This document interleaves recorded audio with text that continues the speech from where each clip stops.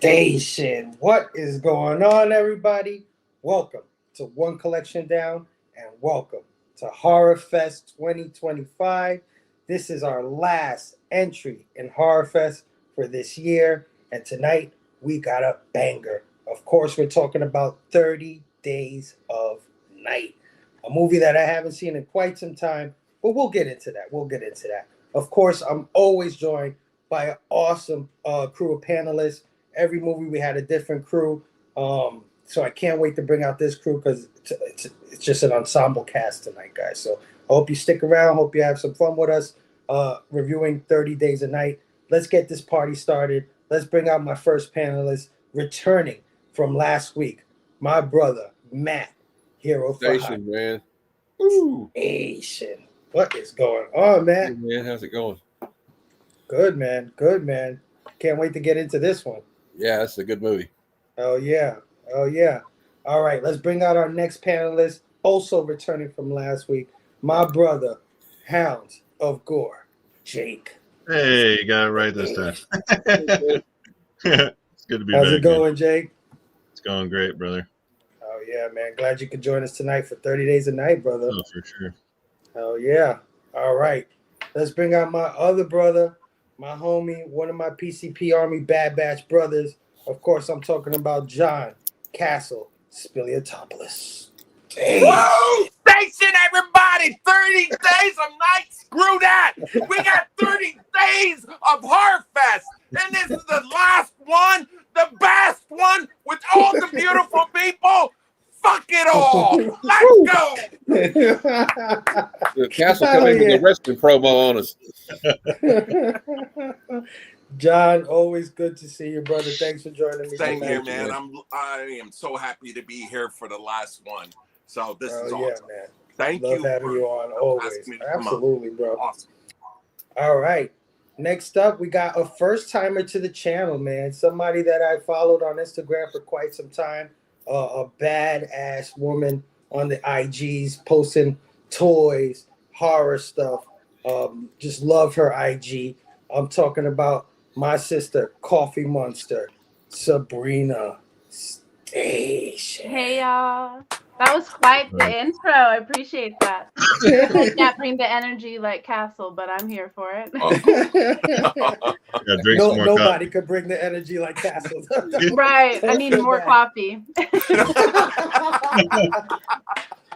Oh, man. Sabrina, thanks for joining us tonight, man. I'm so glad you could make it to review this one. I appreciate it. I'm stoked. Oh, yeah. All right. And we got one more panelist. One of my Ghoul Division brothers on IG making his first debut on a YouTube live, man. I can't wait to have this guy on. I've known him for quite some time. We're in quite a few groups together, but this dude is such a great dude on the IGs. He's always supporting everybody, and I definitely wanted to have him on because he enjoys horror just like the rest of us. So let me bring him out. I'm talking about my brother, Jared. Venomized Voorhees Station. Yes. There we go. What's up, guys? I don't have the same energy Castle does either, but I'm definitely here to enjoy it. It's all right. I'll call you and give you my dealer's number. I thought about doing a backflip. Ooh, say less. Say less. I thought about doing a backflip, but I was afraid I'd hurt myself. So I mean, now you kind of have to. Yeah, right? I want to see that. everybody Jared, wants to man. see it. I just don't want to do it. Jared, thanks for joining us tonight, my brother. I'm so glad that I could pop your YouTube cherry, man. You don't know. Yeah, I'm happy to I'm be just here, glad to man. be here for that experience. Especially talking horror, man. It's what I like to do. So Awesome. Oh, yeah, man. Always a pleasure having somebody new on the channel. Always a pleasure having one of my good buddies from the Grams and somebody who enjoys horror just like the rest of us. So, yeah, man. Stacked panel tonight, guys, but a great movie. One to end off with a bang, Horrorfest. So let's get into it. We're talking about 30 Days of Night. This movie right here was released on October 19th, 2007 from Columbia Pictures, Ghost House Pictures, and Dark Horse. Entertainment. It was directed by David Slade, who, if you're not too familiar with his name, he only had done one movie before this one, a movie called Hard Candy. I don't know if you guys have ever seen Hard Candy. Yeah, that's a good one too. Yeah. That was It's his been a previous long film. time. Yeah. And I don't know if this movie did him any favors because his next movie was the third Twilight film. So, Hey, wait. Hey, look. Hey, Hey, hey, Mark, no. I knew somebody was going to do that. come Hey, on. Castle, what team are you, No, Castle? What team are you? I know. Is that a Twilight blanket? Oh God. Yeah. He must be Team Edward then, huh? Right. No, Jacob. Come Team on. Jacob, yeah. Good. Okay. That's At right. least you. That's At right. least you said the right thing. At least you said the right thing. Oh, but he's also known for doing a bunch of music videos. That's really the world that this guy comes from. He's done music videos for LFO, Stone Temple Pilots, System of the Down, and just a bunch of other people. And he's also done a bunch of TV. He's done TV episodes for Breaking Bad, Hannibal, Black Mirror. So, movies. He's done more TV and music videos than he's done movies. But this movie was also written by Steve Niles, Stuart Beattie, and Brian Nelson. And of course, it's based on the comic book 30 Days of Night by Steve Niles and Ben Templesmith from IDW Publishing. And it was produced. And when I saw this name, I said, no wonder I like this fucking movie. It's produced by Sam Raimi, guys. Which it never surprised. Anytime I like something, then I say, who put this together? Sam Raimi's name always freaking pops up. It's incredible. But yeah, he produced this film. It had a budget of $30 million. And when it was released in October, it made $16 million and was number one at the box office. It went on to make $75.5 million. And it also spawned 2 television miniseries, Blood Trails and Dust to Dust, on FearNet, which I've never seen. And a direct-to-DVD sequel, Dark Days.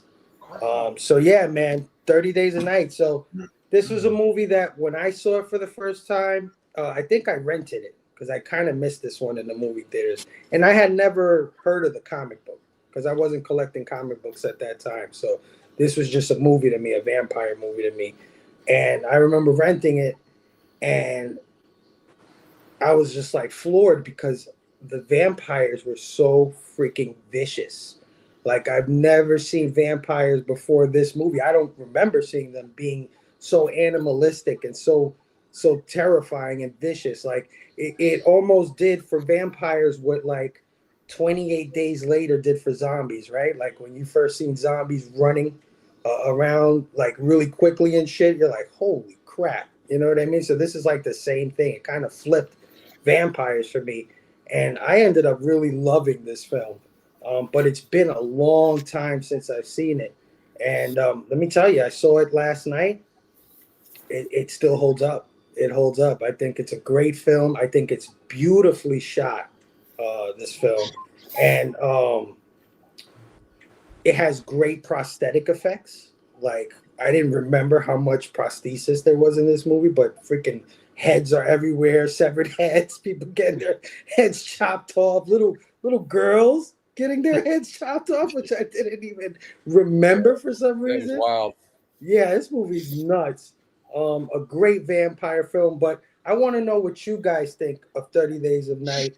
Your overall thoughts. Matt, I'll start with you. What are your overall thoughts on 30 Days of Night?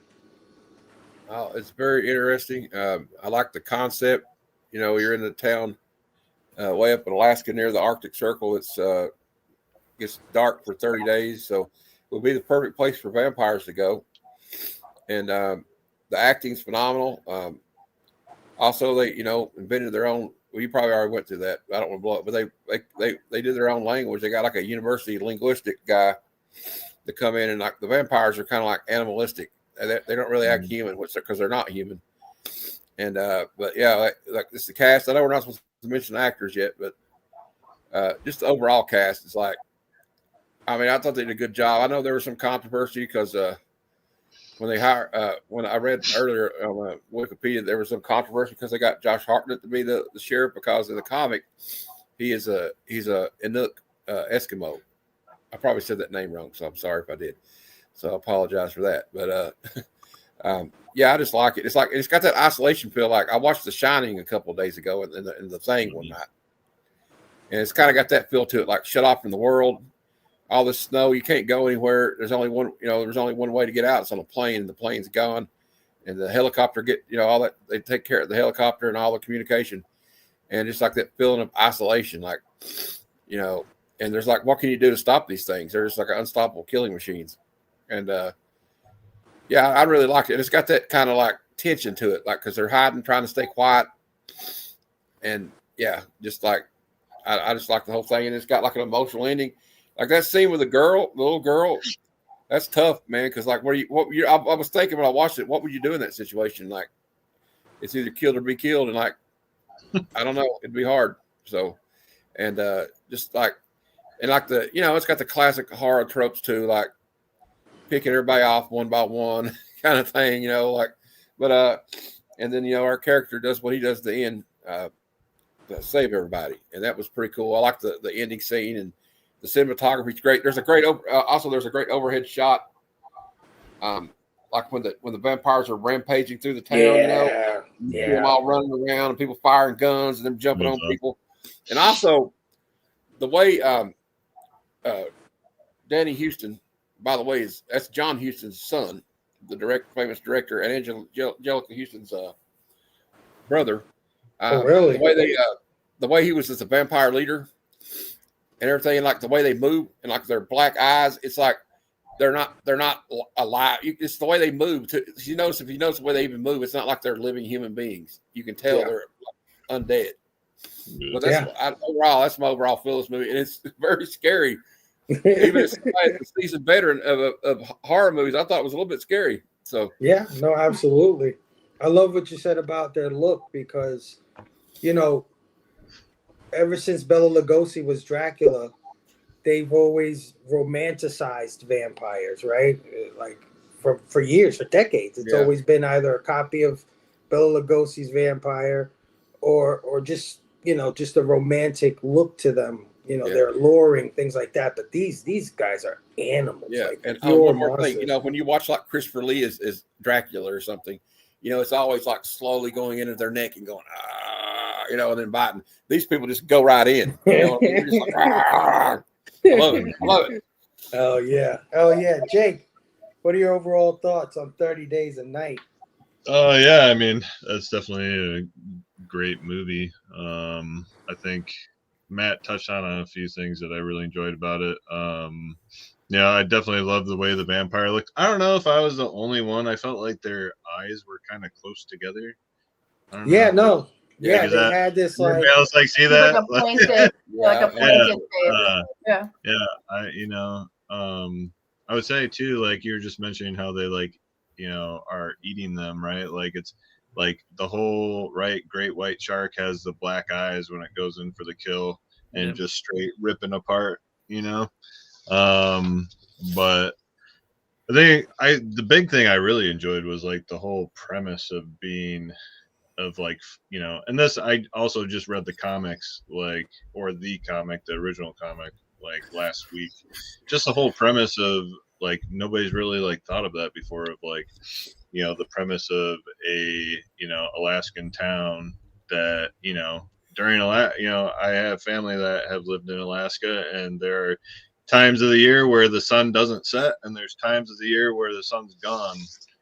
So like that whole idea of it being gone for 30 days and basically being like the perfect place to go, hunting for humans, and just the great way that like it was set up, from the very beginning of like, the cell phones being destroyed and slowly like taking over the town. I think overall, like I really enjoyed it was tense and unrelenting, but then it was also slow but suspenseful in a lot of the parts, because for like a 3-issue comic that and to come out with like a 2-hour movie, is pretty, crazy. So I think they did like a really good job of keeping a lot of stuff from the comic, but also like changing things obviously to make it more theatrical and stuff. But I also like that, it's definitely away from my typical B horror kind of stuff, because it's, obviously the production was a lot higher. They have a higher scale cast, with like Hartnett and Houston, and Ben Foster is a great actor too. But they just have a lot of good actors. The effects too are great. I love the effects. And that was like one of my favorite things too, is like those aerial shots were just killer. Yeah. Love that stuff, man. That was really awesome. But overall, loved it, man. I watched it while I was on vacation, and then I watched it again like yesterday. So, but it's something that like, it's like one of those movies that like comes on like when I did have cable, it would come on TV every now and then, and I'd just like watch it. Yeah. So I've seen it, a good handful of times over the years since it came out. So, but it's a great movie. If it comes on, like I'll typically watch it again. Oh It has that replayability for me. Also, I like that Jake mentioned the sharks, because like they are almost in a feeding frenzy, like sharks. Yeah. When you know what I mean? It's like because they can't get enough blood. It's crazy. No. Yeah, I mean they spill the shit everywhere. yeah, dude. That one bald guy has like almost like like they just painted his got a jawline in blood, right? Blood beard. Blood He beard. kind of looked like Police here from Disturbed, didn't he? Yeah. And I love how you mentioned the concept, the 30 days a night. It is a perfect hunting ground for a creature like that. And even the head vampire said, we should have came here years ago. Right, yeah. It's not even something that's like fictitious either. You know what I mean? It's like Right. reality, Right. which makes it even like scarier, right? Oh yeah. But Spillio, overall thoughts? 30 Days a Night, my brother. This movie sucked. So much blood. It was awesome. I freaking loved it. I saw it in the theaters back in the day. I think I was 12. No, I think I was 30 something. So I didn't remember this, and I actually just watched it this morning before I went to work and all. And I forgot how much tension there is in the movie. Like the first half, that's the part that I liked. Like we knew what was coming. They didn't. So that suspense was on you. Sometimes I don't like that. I like to be surprised with the characters, right? But that first half hour, when the phones and the dogs and all that, you're like, oh no, oh God, I just shit my pants. Oh no, it was just like, I love that part. I really did, and the looks, and you guys all said it. It was great. Yes, I make fun of the Twilight, and all stuff, but those creatures, you're right. They're the first time that looked like that since Nosferatu. And actually, they're called now that. And that was fantastic. And and it actually, and we'll talk about it later, mainly with Billy. Yes, this is a movie, but Billy was us. How would we actually react to if that happened? With the human psyche and all. Billy thought he was doing right, but we'll talk. Like I said, we'll talk about that later. It was just great, and that ending. Well, the fight ending was great. I have something to ask you guys, like how the ending actually, what happened, because I would love to hear what everybody's think what happens. So yeah, no, absolutely. Yeah. I mean, the ending for me, I didn't notice it. Okay. When I first saw it, I don't think I kind of liked the ending, right? Because I didn't want Josh Hartnett to die, right? I didn't think it was fair, right? All the shit he went through. He tried his hardest to save his town, he didn't really succeed much because there were like 3 survivors. but he still went through a lot of shit to try to keep everybody alive, and then he dies. But on this watch, I noticed the look on what's her name? Melissa Shelley? George. Shelley? Yeah, the look on her face told me like I'm going to hunt every one of these last motherfuckers down. Like almost as if there definitely should have been a part 2 with her as the lead. You know what I mean? There was. But I didn't see there that. was. No, the sequel is Shelley moving on, but it's not the same actress. It's not. Yeah, see that? Yeah, Yeah. we need her. Yeah, exactly. But I gotta tell you, if this movie doesn't tell you that marriage sucks and will kill you, it's this movie that will do it.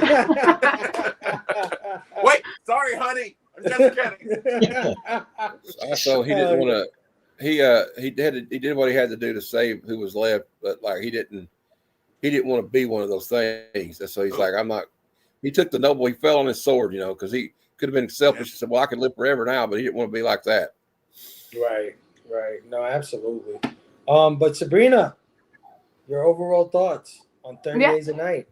You guys hit a lot of the stuff that I loved about it, because I actually really love this movie because of the fact that it does not, romanticize, just like we said with the vampires. They're not sexy or alluring or seductive, which is a trait of vampires, right? They're supposed to be able to seduce you into doing whatever they want, but this is different. This is like more of a viral, kind of like the zombie one, like you mentioned earlier. So I think that's kind of cool how they break that out. But the plot thickening for me is like the key, like Castle was mentioning, the suspense buildup. Whether it's the personal anecdotes between the characters or just the rev up of the final battle, it just continues to draw you to that ending. So it didn't really matter, I guess, what the ending needed to be. But like Castle, I'm curious your guys' thoughts on it too, because there's a lot of controversy around that. But for me overall, there's a lot of surprises in the movie, and I don't like get mad at the characters for doing stupid stuff that they normally do in horror films. This one, they're actually a lot smarter. Like even Josh's character when he goes in, Evan, when he goes in and he's like, I'm gonna become a vampire to defeat them. He doesn't just go out to distract them like everyone else was trying to do and then die, because that does nothing. He actually went out and like took care of and handled some of the stuff so that they could be able to move on. Otherwise, his sacrifice would have been for naught. And it would have just been him, kind of just wanting to end his life so he didn't become a vampire. So I don't know, for me, there was a lot into it, a lot of layers. Yeah. Like you can watch it the first time. I watched it a long time ago. You watch it the first time and you don't even really notice how smart the Nosferatu is. Like that group moves together as one. And then the fact that they want to wipe out this entire town so there's no one left to speak on it. This way they can go find another town to do it to. So yeah, it leads you and builds you up that there's going to be more movies for sure. And they probably could have. I kind of like that they didn't, because then you can go back and watch this movie again without having to like what. I mean, there is the Dust to Dawn or whatever sequel, whatever movie that they came out with. Like you mentioned, different cat. Dark Days. Yeah, Dark Days. So, the Dust to Dawn is the comic. But either way, they have that one, but I don't really count that as one because it just is a whole different vibe. So for me, this movie is the one like it, and I don't know that I want them to make more. Because it did it, even at the end. I cry every time I watch the end, and I'm not even a crier. But it gets you, She doesn't just like go, ew, like this guy's and like let go. She holds him, while he turns to ash and like crumbles away. That's beautiful. So I just feel like the actual knowledge of whoever was writing this of horror, whether it was more Steve Niles, I think it's more Steve Niles' influence for sure. Yeah. But whoever influenced it, I feel him in it. But whoever like decided that this was the course of the film just knocked it out of the park, or even the comic book. Because like I said, it's just the thickening. The animals don't just warn them. The animals were killed as a distraction, so they didn't give them away. The stranger comes in to make some chaos right before they're gonna come. The stranger's a prisoner. He's not one of them. Right. Like there's all these nuances. So it's incredible. Yeah. Sled dogs are a way of transportation there too. So yeah. Did you get the you guys Coffee Monster? I was going to ask you and everybody else. Did you get the vibe though of like kind of like the John Carpenter's the same kind of ending, like where Kurt Russell and Keith David are sitting there drinking that liquor? And he's like, well, I guess we'll just sit here and see what happens.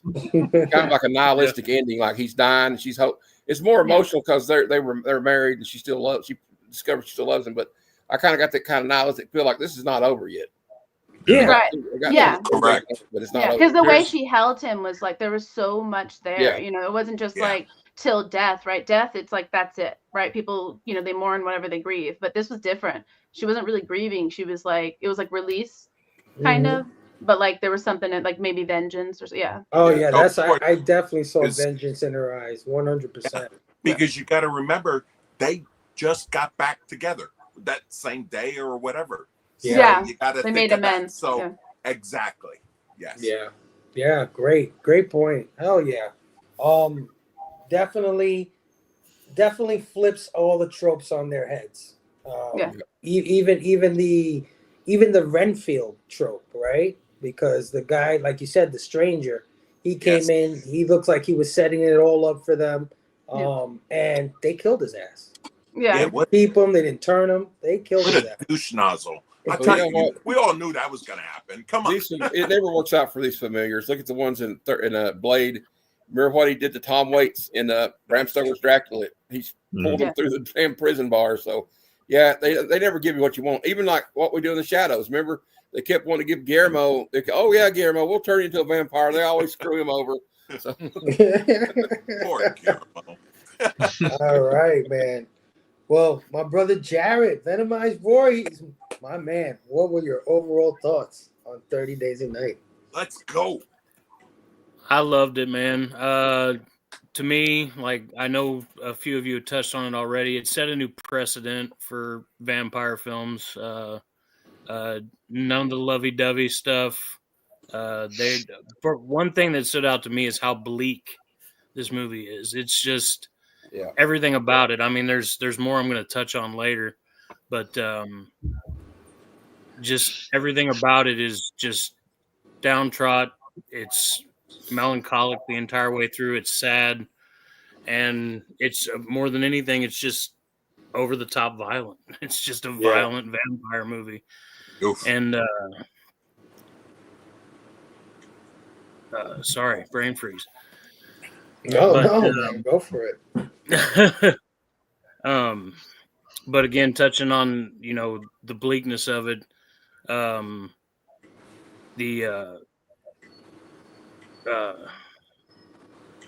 sorry. No, don't worry, man. No, I like what you brought up though with the violence of it, because I feel like with the violence, they didn't just come right out the gate with it, right? With like, oh, let's chop off her head, or the little girl will gnaw on the woman, but like they built up to it. The dogs were killed without us seeing until later as a flashback or whatever, and then the first people are torn into under like a trailer or whatever, and killed in the not where we can see until later, and then it just builds up because I feel like they come right out the gate with that slaughter, then they're gonna lose some people. No. Yeah. Correct.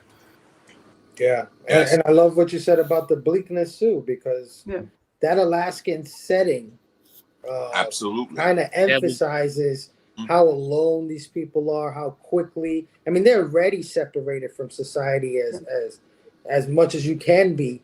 It's the perfect setting for a vampire movie is to 30 Days of Night. Like it's 30 Days of Darkness is perfect for a vampire hunting ground. So oh yeah, so much time to get them all. Like I was saying earlier, the isolationism, like it's like all the great horror movies like that. Friday 13th, there's in the middle of nowhere at a camp.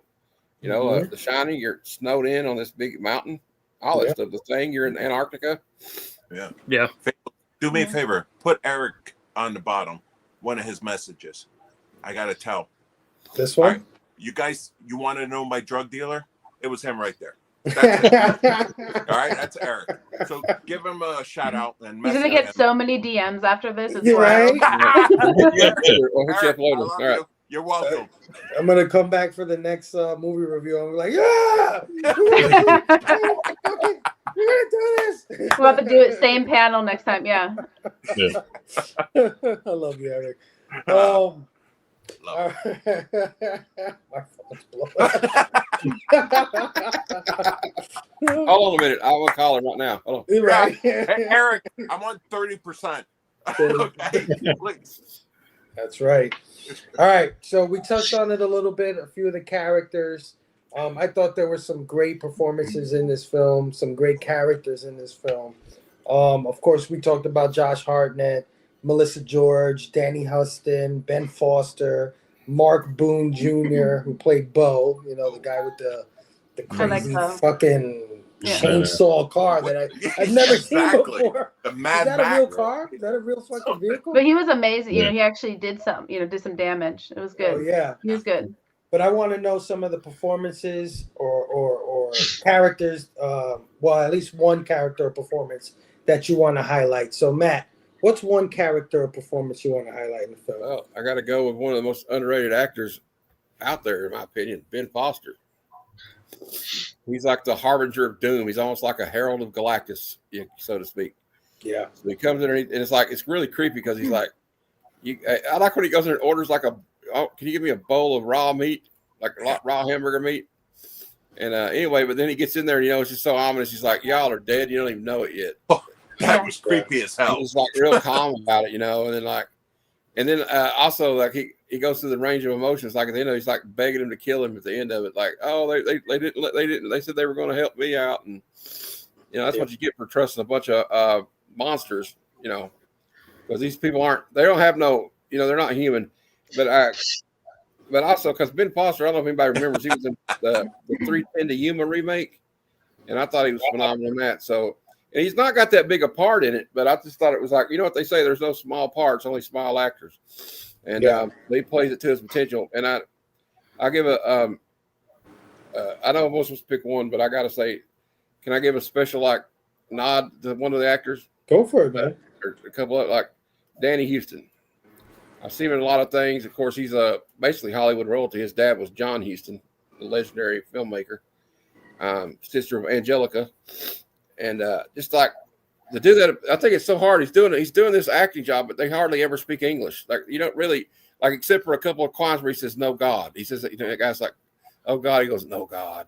But even the way they say it, and the voice is to be able to learn a language like that, it's not easy. Because I heard not to get change gears to sci-fi, but on Star Trek, Michael Dorn said that Klingon was kind of tricky sometimes. So doing a whole language, it's not even a real language. It's just been made up on the spot. It's kind of interesting. So yeah, 100%, bro. That's all I'll say. I don't want to talk about every actor like Gary did last. Yeah, Gary took every fucking character last time.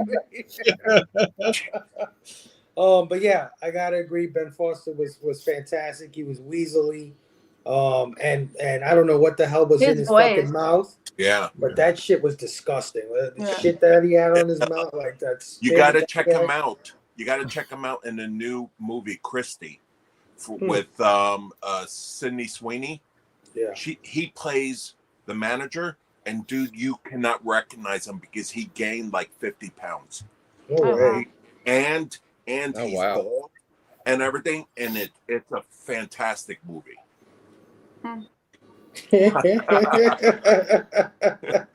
All right, Jake, what's a character or performance you want to highlight, my brother?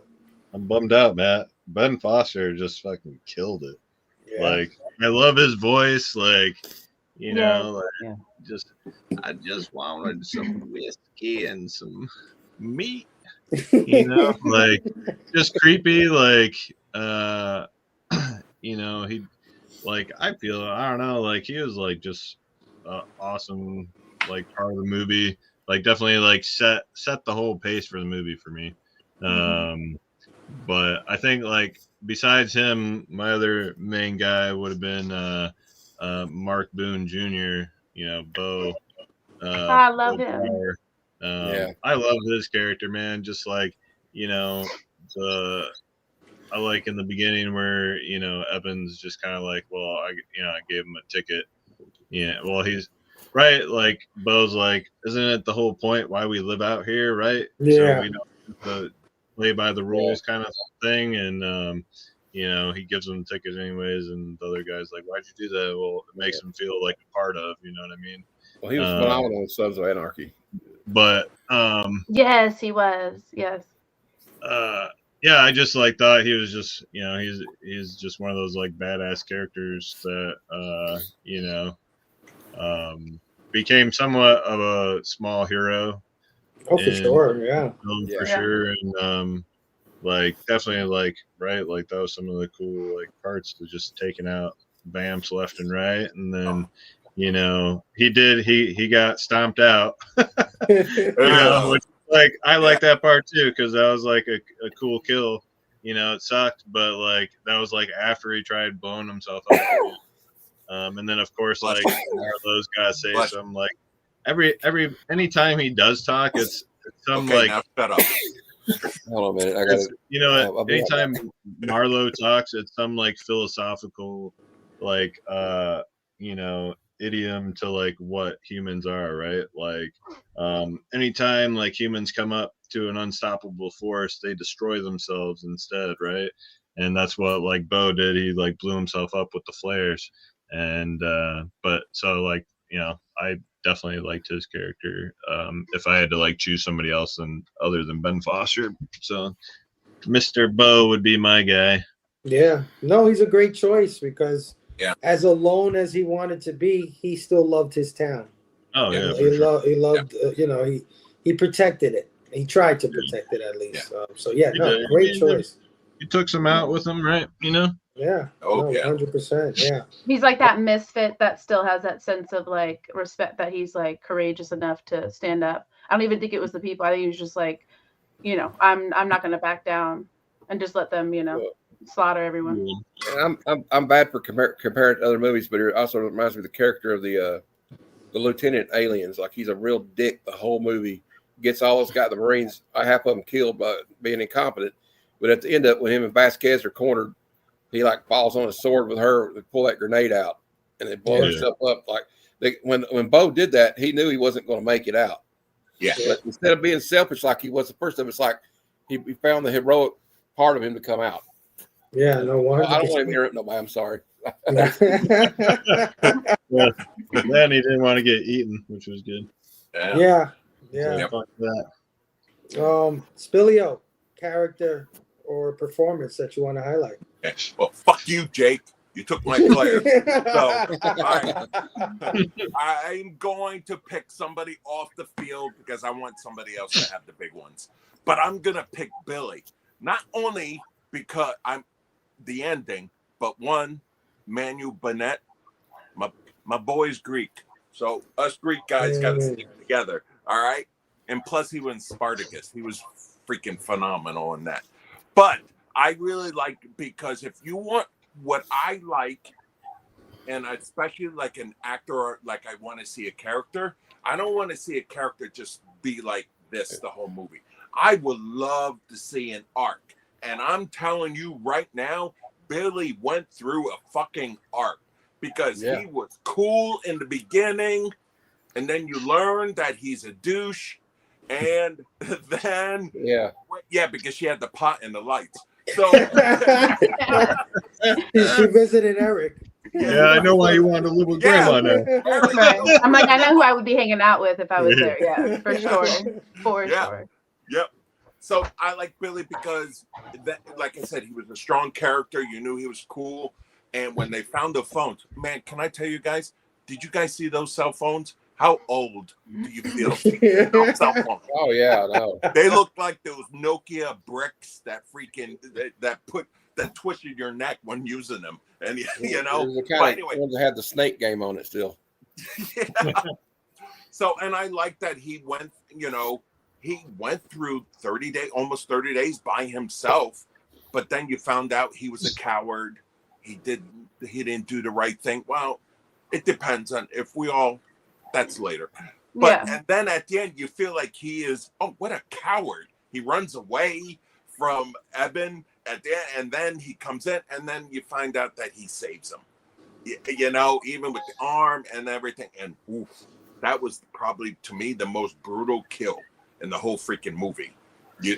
I mean, you saw I think that's the only one you saw every chop, because every time they chop somebody, they panned away. You know, I thought that was so good. So I like Billy. You know, not probably the best character, but I think at the best arc of the movie. Yeah, absolutely, 100%. Great pick, man. Sabrina, character Also, performance you want to highlight? Yeah, so I was Bo or Billy, because Billy's the most so now I'm controversial. the fucking But dick. Okay. but I'm gonna touch on Eben. I just thought you guys were gonna touch on Eben, but I'm gonna go and touch on him because Go that for it. man. Yeah, I love Josh Hartnett for a lot of reasons. he is Yeah. amazing. But in this movie, he's incredible. Like, he's supposed to be that, like, you know, straight ed, you know, sheriff, whatever mindset, you know, good boy, like Boy Scout or whatever, right? It's a term. And he's not quite, and that's what I really love about him. He's very complex, you know. He's not doting and running after, you know, his wife or anything, or they're estranged or whatever, separated, but they're still, you know, married. So we'll say wife.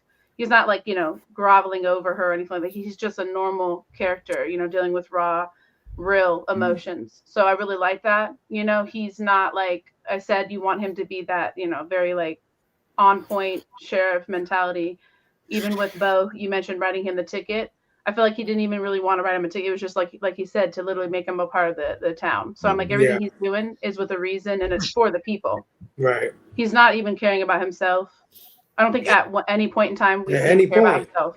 Yeah, he just jumps. Even with putting the blood in, that's insane. You know, to come up with, not only to like be able to on the spot come up with such a creative plan that actually worked, you know, but then like to actually go through with it is a lot. You know, we saw with Billy his choice, but you know, every character. I'll just say for the last remark, every character had a part and they played it very well. So every character had their dilemma, so to speak, because the theme of the movie is obviously what you do in facing something so supernatural. It's not just death or fear of death, but like a brutal ending or a possibility that you maybe don't die. So for that matter of it, you know, each character had their differences. So some might think, you know, Billy's, you know, brave or not brave or a coward or whatever, but you could see with the Eben character that he's completely heroic, like down to the T, but he's not, like I said, a good boy. There wasn't even a discussion when he like took the blood and just shot himself up. There's no talk. He was just like, all right, let's go. He looked at his brother and he's like, you're good. Like, take pat on the back. All right. Like, I also like that he wasn't a Rambo type of, you know, all for. He was smart. Yes, he wasn't just all manly. I mean, and he wasn't perfect too. Remember, he missed the girl, right? You know, with the chopper head off. So he wasn't like this fighter that knew every move, and you know, so more brains than brawn for sure. Yes. He had still sexy as hell. So yes. He had a lot of heart. I hated he was so good looking, that mother. Right. Like, fuck you. And you're in the middle of like this crazy ass, like, you know, winter storm, whatever, no sun. And he still looks great. Can I ask you guys something? Can I ask you, where'd they pee? Where'd they poop for 30 days? Well, they just didn't. Yeah, they didn't. They didn't. That makes sense. In the corner somewhere.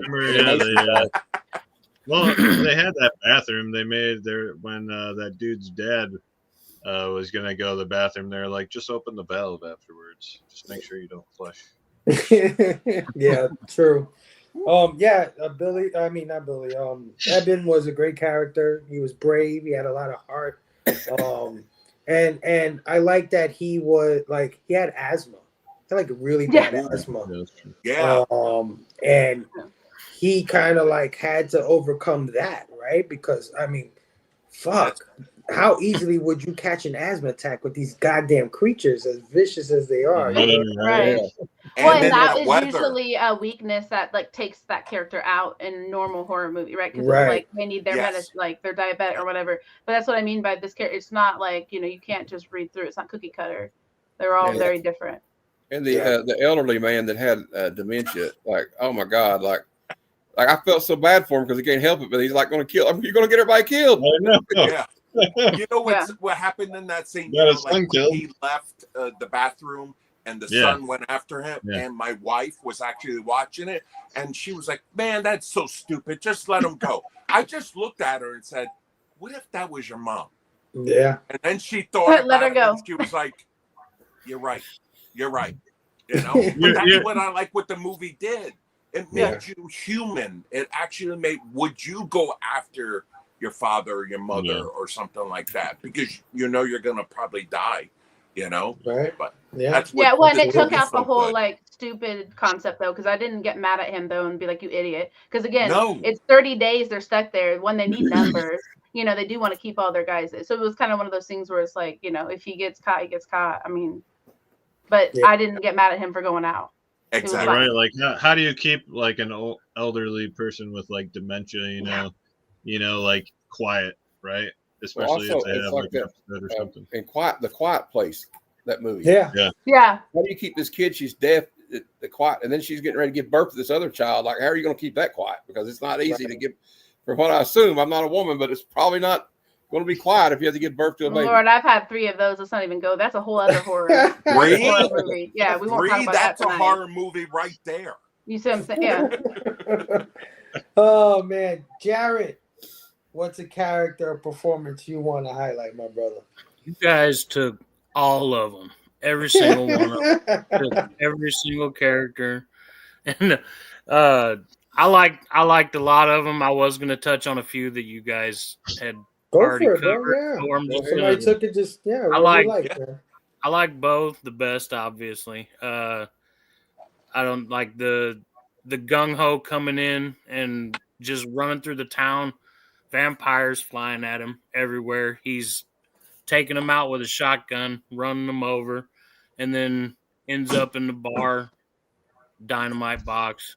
And I don't know if it was him or if it was a vampire, but like during that shot, you see somebody flipping through the air, and I don't know if it was him. Yeah. I think it was him too, like just because of the hair. But like, I also like I had forgotten that I can't remember the actor's name, but the guy, somebody mentioned it earlier, the guy that played Crix in Spartacus. Yeah. He played Billy in this. Billy. Yeah. And he plays Deathstroke. But I like his character a lot, and like there's some what I was talking about before with the bleakness. There's some, you know, there's a lot of you know, humanity to these characters because they, you know, they're not just overcoming the vampires, they're overcoming the problems that they had beforehand. Yes. You know, so talking about like Gus especially, you know, lost his family, and I think they talk at the end of the movie that you know, before Evan kills him, you know, basically he wanted to die anyway. You know, that and, was awesome. Yeah, scene. and you know, talks. You know, Evan goes into the other room, and then you just hear the gunshot. You know, so I like that aspect of the character as well, is that they're not just dealing with the problem at hand. They've got other problems, and this is just something that compounds it all. And, 100%. Yeah. I was leaning on picking Nathaniel Lee's. That's the character. That's the actor you're talking about who plays Carter Davies. That's the name of the guy. He I said Gus. Yeah, you're right. It's all right. It's all right. He turned into a vampire, and even though the hunger was there, he didn't lose his humanity. A lot like Evan at the end, and you know, he chose death over what he became as well, which was very noble of him. So he's a great pick too. But I'm gonna go with Marlowe, man. Danny Huston. Just an ominous, scary ass presence. You want to talk about an alpha, recognizing an alpha as soon as he walks in the fucking room, right? This guy, you can tell he was the leader of all of these dudes, right? Like, he had his girl, right? Like the chick that was with him, he had his girl there. I don't know why I thought she was hot. I don't know why. I don't know why. I mean, she was, for the nose for what they look like, you know? Yeah. Okay, good. I don't feel like it going on. All right, cool. You're good, bro. No, super smart, super vicious, right? Because he killed the familiar, like you said earlier. He killed his girl too, right? Once she got burned, he was like, "You're no good to me anymore." Yeah. And then you realize also that he may have been living many years. Like he comes from an ancient time, a time maybe before our modern society. You know what I mean? Like he's been doing this for a long fucking time.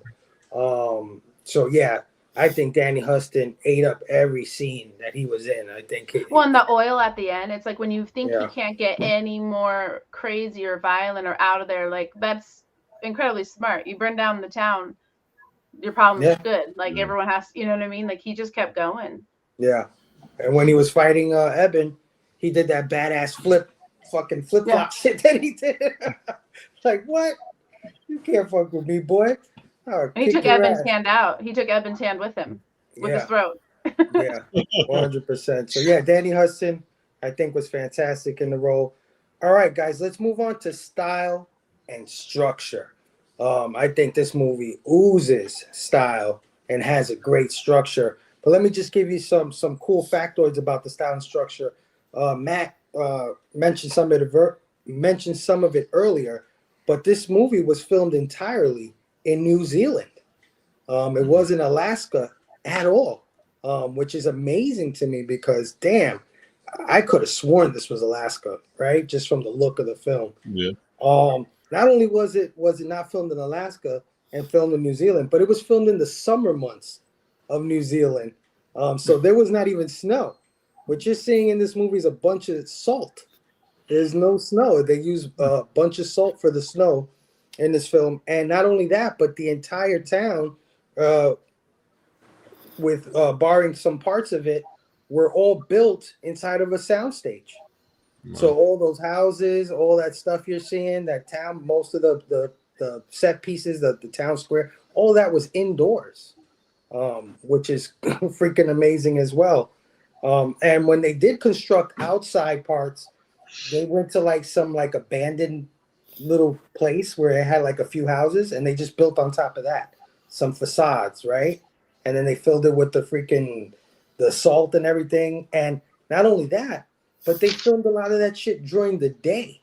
So a lot of the shots that you're seeing are actually daytime shots that they flipped into night using certain lighting and computer effects, which is amazing. When I found that, I was like, what? They shot a lot of this shit in broad daylight, like no clouds, nothing. The prosthetic and digital effects were done by Weta Workshop, which is a fantastic digital prosthetic, makeup effects studio. I happen to think they're much better than Industrial Light and Magic, which has been like the kings of special effects for decades. But if you ever seen Lord of the Rings, Weta Workshop did that. Planet of the Apes, the recent Planet of the Apes movies, they did all the effects for that. So Weta is an amazing special effects shop. They did the effects for this movie. And like Matt said, they created a language, an original language for these vampires using like click consonants, like that and stuff like that. So that's pretty cool that they would even go that far for this kind of thing. But style and structure, Matt, what did you think about the style and structure of The this film? style was shot. They almost shot it like it was a graphic novel. Yeah. They were really showing a lot of respect. They changed a few things, but like they were trying to respect the source material as much as they could. Also, this film was filmed on 35 millimeter back, and by this point, most stuff was being filmed on digital. So it gives it kind of a cooler effect. I think it's got kind of I don't know. I like the 35 millimeter. I think they should use it more, but they don't really use it as much as they used to, unless you're like an indie director. But I think it might have probably added to the cinematography, the darkness, and then like I don't know. It's just I like the overhead shots. All that stuff's great, and it's very stylistic. It's just I don't know what else to say, but yeah, I like the look of it, the cinematography. And I didn't know that they didn't shoot some of that at night, but they did a pretty good job with the lighting because usually like in these old like Ed Wood movies, you can tell that they shot night per day right away, and I couldn't Right. tell. Oh, So- Ed Wood. Nice. Nice callback. Love that. Yeah, no, 100%. I mean, I was floored when they told me that when I, because I saw a little behind the scenes when I found out they were doing some of this stuff in broad daylight. I was like, how? But just clever lighting, man. They hired some guy there who did just an amazing job. And those overhead shots, like you said, you guys mentioned earlier, totally in studio. A lot of digital compositing, right? Like some of those people running around, there was nobody there. Like they added all that shit in post production. So just incredible stuff. But Jake, style and structure, what do you think? Yeah, I mean, off the bat, just to touch on the overhead shots, man, it just really like added to and conveyed like the chaos, right? Like, it was an ability to show tons of people being attacked all at once, and just the chaos that ensued. I mean, that was just super cool. I really, right, like I wrote down, I like the darkness, obviously, but like, right, like some of it was shot during the day, which is like super cool. It's super interesting to find out that a lot of, all of it was salt and not snow, and that, I know. New Zealand seems to be a great place to shoot films. You know what I mean? Like, Absolutely. but I think, I keep coming back to like the comic too, because that was the first time I read the comic, and that was like last week, and just like completely like strip mined the comic for like every kind of nook and cranny to put into this film. Like I said, they changed a few things, but for me it works great as like a film, and as obviously as like a standalone film. We talk about the ending and stuff, and that ending is just fucking epic. It really like hits you. I don't like sometimes when things are left up to interpretation, right? But I do enjoy them when it's done well. Mhm. This ending was done well. The music, and just that, the cinematography at the end, man. That the last sunrise he's ever gonna see, right? Like, which in turn is sets everybody free too, right? Not just him. I love the pacing of the movie. Like I said earlier, you have that super tense and unrelenting feel when the chaos is going on and the vampires are coming out and hunting. And then you also have like the slower, suspenseful stuff when you have, the guy's dad having, his Alzheimer dementia breakdown and doesn't know what's going on. You're like, holy shit, shut the fuck up. And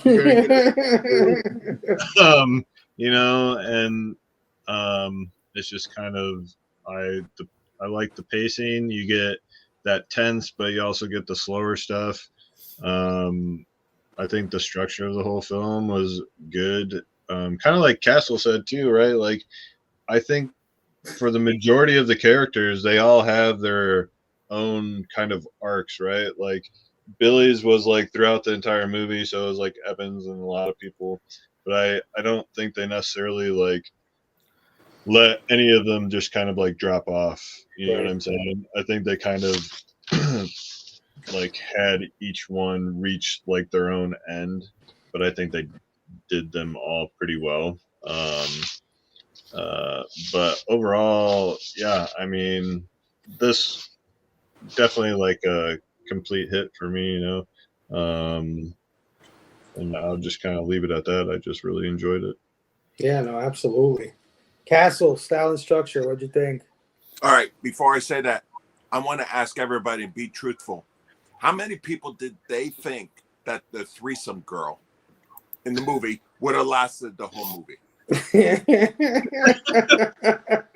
I mean, I hoped, because we need more people like that. But so she should have more threesomes. But If that, it'd been, You know Would what? she, People would don't she have have sex survived with- if the threesome had happened? Is Yeah. what we need to ask. You're crossing horror tropes. you know what, Jake? That's the sequel. That's That's what I'm saying. That's what happens. Yeah. Right. the Castle, if she'd been in a Friday 13th movie, she'd have been dead right from the rip. Right. There you go. right. exactly. You're crossing tropes. Yeah. With the style and structure, I will tell you. Look at this. Look, okay. The guy, he did number 3, Eclipse. And the only reason why I'm bringing it up, I want you guys to watch just the first 5 minutes, and you're gonna say that guy directed 30 Days a Night, because they both had the blue and the gray hues through the whole movie. Okay, you will see the outside with the vampires. It all had that blue and gray, except when they were inside. You know, with the attic and the sheriff's place, they had a little bit color. So you can see the difference where the vampires were in the blue and gray, and the people, you know, the majority of the time were in the color, till at the end, it merges with the color and the blue and gray with Eben at the end. You know, so I really enjoyed the visual. And like you guys all said, the overhead. Why did it work? Because it had the blue and the gray hue mixed with the red. And that red popped like crazy. Yeah. And it was gorgeous. Even, again, the reason why you guys all said with the vampires, with the blood and everything, because they had the blue and gray in the background and the red, and they were white. So that red really stood out. You know what I mean? So I really freaking enjoyed it. Jake brought it up that they did a lot of changes in the movie from the comic, but I think they should have. Because the Marlowe guy, he dies in the freaking, like in the beginning, and then that's stupid. And then there was these vampire hunters, you know, and that would have ruined the movies, because, like Monster said, these guys were human. They weren't fighters. They weren't, you know, they weren't hunters. So I think if you had the hunters, like if you had vampire hunters in this movie, dead, done. You're just watching another Blade movie. Right. You know what I mean? So that's what I liked about it. The structure, everybody said it. And you know, in the beginning of the movie, it was just all tense. And then all of a sudden, when you see the 3 vampires come out, that's it. The movie's just changed. That's it. And then they went on that rampage, and you see them freaking just killing everybody. Freaking awesome. That was awesome. You know, and then at the end, you had, and the snow was beautiful. That was awesome. Man. You know? So, and because in the beginning, you had the tents, you had everything, then you had action, and then at the end, you had a little tense and then a little sorrow. That's awesome.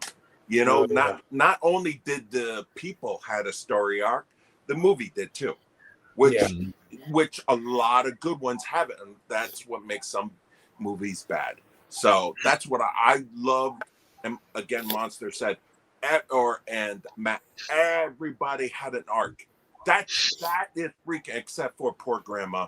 All right, you know, he left so much. She did have an arc, Castle. Drugs She had killed chill her. vibes. Drugs killed. Exactly. She didn't have an arc. Or if they save you because she didn't have to deal with all the bullshit after. That is true. That is true. She went out happy.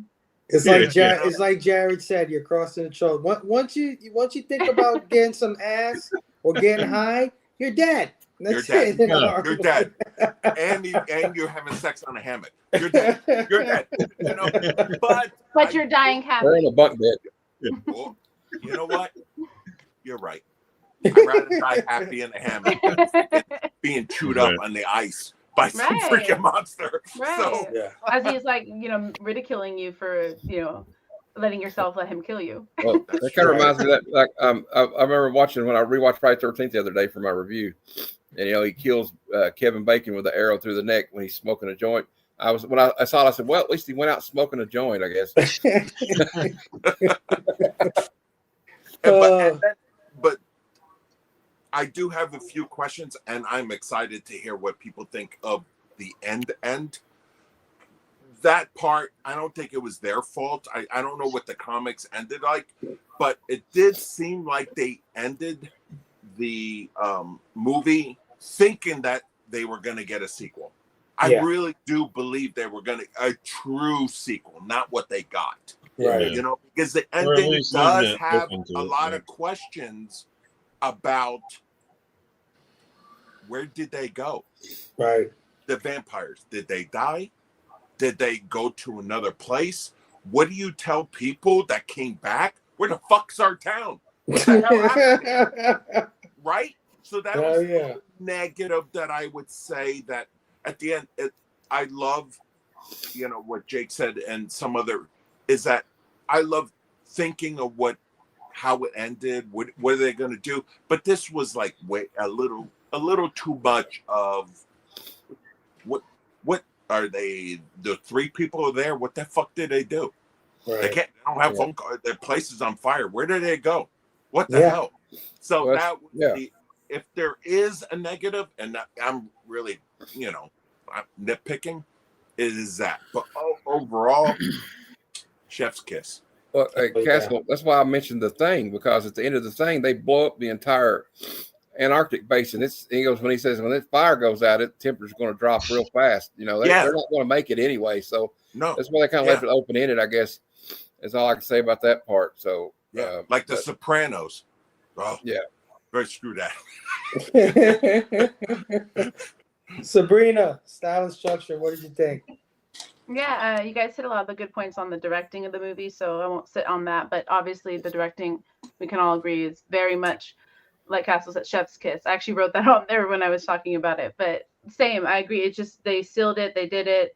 They did the damn thing. Even if you have a little bit of an issue with the way things go at the end, I mean, you could even, devil's advocate, think that the sun rising wiped them all out, because how did they get away so quick? They probably didn't. Probably all dead. You know what I mean? And that's where it ends. But we don't know. You know, at the end, Josh or Evan says, you know, do I need to go after them? You know, and then she's just like, shh, it's okay. You know what I mean? Like, so yeah, there's some nuances there and all that, but it's also a good tactic for movies producers to use to get people to watch more and more and to keep rewatching it, because then there's the lore that it could be another one coming out at some point. So we could have just been being like, you know, messed with a little. But either way, they did an incredible job in doing it, because overall they hit all the points of taking it from that like comic book to creating a film, not just a movie, not just a video or TV show, or, you know, they always do that with comic books. They don't really always create films. They just create like a little bit of a fandom. Yeah, movie, or like, you know, something that you can watch on TV or something, but it's like fandom lore. It's like more of the lore. Perfect. Yeah. So for me, this one didn't do that. It took it and made it a film by adding all of the things. It had the setting, like we've all touched on, however they were able to do that, which Alaska, I think it's actually 60 days of night or something like that. So probably can't even film over there. Yeah. So it's like they got to film where they can. So yeah, they set it up perfectly, but with the salt and the snow, it actually created like almost that graphic novel aspect. Like there's a part in the beginning and towards the end where it almost looks like you're looking at a comic book page. At least I felt. And I think it's because of how they did the lighting and the salt and all the way that they set it up. Because regular snow isn't going to probably look like that. Yeah. You know? But overall, as far as the storyline, I want to touch on that since we didn't talk too much on that. It's like I said, the tools, all the normal tools that people use. Animals are warning signs, always in films. They hit that right off in the bat. They 5 minutes in are killing the animals so that there's no issue. You know, and then 20 minutes in, they get their first kill. It's not brutal and it's not obvious. It's more of like a suspense, like, you know, they just get pulled in and you know that person's gone. But then right off the bat, they start with, you know, just taking out all of them. Because you see in the beginning, without them shoving it down your face, that there's only, like 144 people. That's actually quite a bit, because we only see a few, like, probably 2 handfuls die, you know, and then we have our group of people that we're watching, you know, one by one kill off until there's like, you know, 3 or 4 left at the end. So for me, it was all of that combined with the narrative tools. They had the messenger, so to speak, the stranger. Yeah. He comes with a message of doom and that everything's going down. And of course, no one listens to him as usual. But obviously, they do not just disregard him as some drunk. They obviously lock him up, and you know they're not going to deal with him right now, at least during this 30 days. But like then he narrates a little bit, like you guys said, he's saying ominous things, and you know vice versa. After he's gone, we then see Vincent take, the head of the Nosferatu takes over that. He starts saying the theme without saying it. He starts to talk about how humans react to their violence and how they usually just take the easy way out. Most of them are just going to self-destruct, like we see with Bo, even though he didn't just self-destruct. I mean, he played into it quite a bit. He took out quite a bit and did some damage. But other ones just went in, whether they, killed their own family like Billy or, died really easily because they didn't want to fight back. And then the structure of the buildup of the setting itself, when they're getting ready for the 30 days of night, they're all doing this fallout shelter structure. Mm-hmm. Technically, they could have probably manned together and outlived it, and it could have just been a corny, cheesy horror film where, it becomes more of a fallout structure. Instead of zombies, it's vampires, which, right. I'm a trademark that. I'm gonna make that. But either way, it's like they could have done that and they didn't. They decided instead. Yes, done. They decide instead that, they're going to band together and just defeat this guy, because they have 30 days of basically either them coming in and just destroying all of them, or they might be able to actually fight back, because they realize they have to fight back to get out of it at that point. They're not, small-minded to think that they can somehow escape, because where are you escaping to? They set it up in the beginning. It's complete wilderness for 80, 90 miles or whatever. So yeah, I just think that they, like I said, they hit everything as far as the horror techniques go that people normally use, but they took them from a different perspective, and using those all together created like this really thick plot twist, like where it just kept thickening. And that's what built up that final battle. And for me, I love movies like that, because we don't have a lot of those anymore, where it becomes this epic battle at the end. It has to be action or, something else. They usually don't do that with horror. So I really like that they did that, because then it was this epic battle, 1v1, but it was still incredible, and then at the end it shows, and this could be, again, hindsight thinking like we're going to make another one, but it does kind of flag over to, I'm gonna call him Homeboy because I don't know his name, who's like sitting there like, wait, am I in charge now? I'm not fighting you. They all kind of, pieced out. So yeah, maybe he's going to take over and, whatever. But I have a feeling the son took him out. I don't know. I don't know if they continued. I don't know if they were ever planning to. I feel like they were just trying to give you a little bit of a cliffhanger. Yeah. What I took from that thing with when they backed down after he killed Danny Houston's character, it's kind of like the alpha wolf getting killed. Yeah. Mm-hmm. So who steps up next, Yeah. Or they could have done the easy way out, where Evan then becomes their leader, and they're going to try to make them fight the good fight, or they're going to eat animals instead of people, or so. I don't know. But like I said, they didn't take any cheap shots or shortcuts. They went with it, and they went there, and they took every single one and went there. Even with the little girl, it wasn't like they were all sad and mourning this girl that they knew. They all were like, who the hell is that girl? Like, where did she come from? So every little aspect was just different than the normal ones that you're used to seeing. Every time you think they're going to begin, like going into the mist was that whole grocery store thing, or, gas station or whatever. Yeah. They were doing that in part of it, but it was just, they took all those things and combined them to create like this long storyline with layers. So when you first watch it, you're thinking like, there's not much to it. It's, vampires, they take out this town. It's pretty horrific. It's fun to watch. But when you're rewatching it or reading the comic books, you realize there's like this ancient group of vampires who've been around for centuries, that look like these almost alien, shark teeth and the way they streak, but I don't know. I think it's cool. They kept secret forever. No one knows about them. They know about vampires, but they don't know what vampires look like.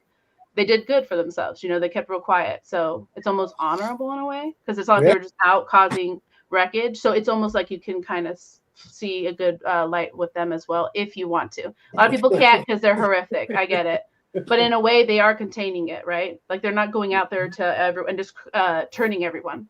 I don't even think that was their cause. I feel like they were just trying to feed. Right, yeah, they're just hungry. I think, like, initially, though, their whole, like, purpose, at least in the comic books, was to create this mass thing to get their names back out there into the world, and then that's when like Vincent comes in. He's like, do you know how long it's taken us to become whispers? Like, and just tales that you tell people.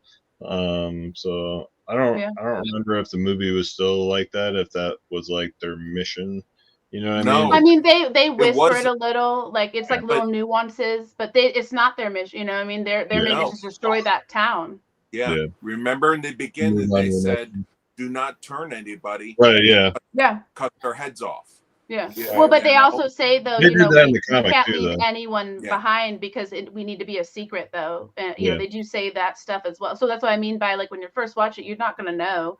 But if you actually know the lore, then you're gonna see that this is actually like this is supposed to be some ancient group of vampires that are Yeah. depicted Oh this yeah. way. You I know, mean, not just the fact that they have their own language, which Yeah. may not be their language, it just might be a language that was spoken at the time of their, Yeah. Right. Yeah. you know, whenever Very they were true. accepted. or wherever they come from. Right, You know what I mean? Because they exactly. do look very different and they're not really human, right? And they keep pushing that on us. So I mean, there's also a way that it almost becomes a almost alien vampiric or whatever that originally started this whole thing, wherever he comes from, which to Yeah. me gives it more of a substance because vampires as it is, how did the very first vampire ever come to? There's so many origin stories. Right. Is it more believable to believe that they were never even human to begin with? Maybe, you know. In this case, we're saying it's a virus, but I mean, they don't really say that either. So, Right. Right. Oh yeah. Great stuff. Great stuff, Sabrina. Jared, style and structure, what do you think? Uh,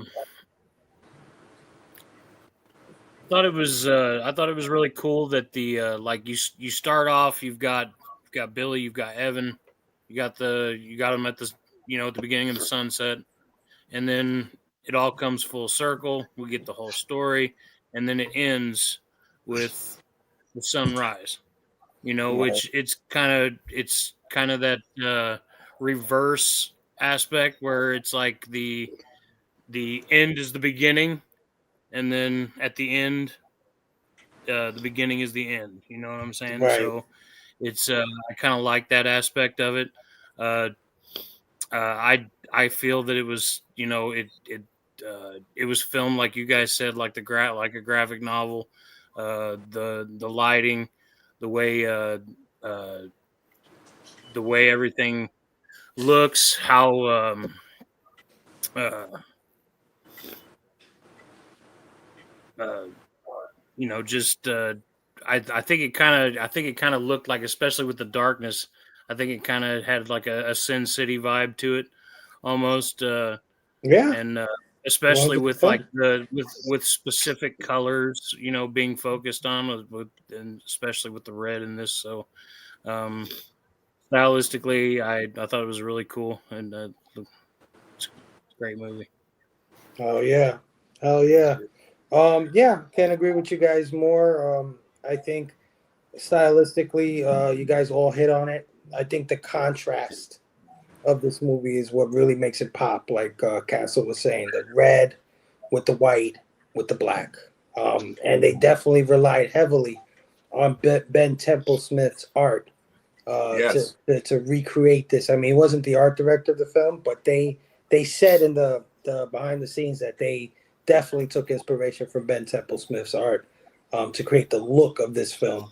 And the lighting, like you guys were saying, like Jared was just saying, um, they had a chance to use this very advanced HD digital camera when they were making this movie called Gemini, which was like this big 8K, 12K, I don't know, whatever, high definition camera. And they decided to go to 35 millimeter just because 35 millimeter catches black way better than these HD cameras. And that was the decision. So it lends to, the look of this film, the way they wanted to make it 30 Days of Night, right? Like it's all in the title. Structure, yeah, I agree, man. They have all the horror in this shit. They have all the horror. They have, the beginning where, like you said, where they're introducing you to all these characters that are just gonna fucking die. They're like, oh shit, Granny's gonna bite it somehow. And then they have a fucking massacre, a goddamn massacre that's just like horrific and scary and just like, holy shit. And it's not like these people weren't fighting back. These guys were shooting their guns at these guys. They were popping these dudes, and it's just guns didn't do shit to these guys. You know what I mean? They were doomed. And then you had the whole, like you said, you got to stay quiet.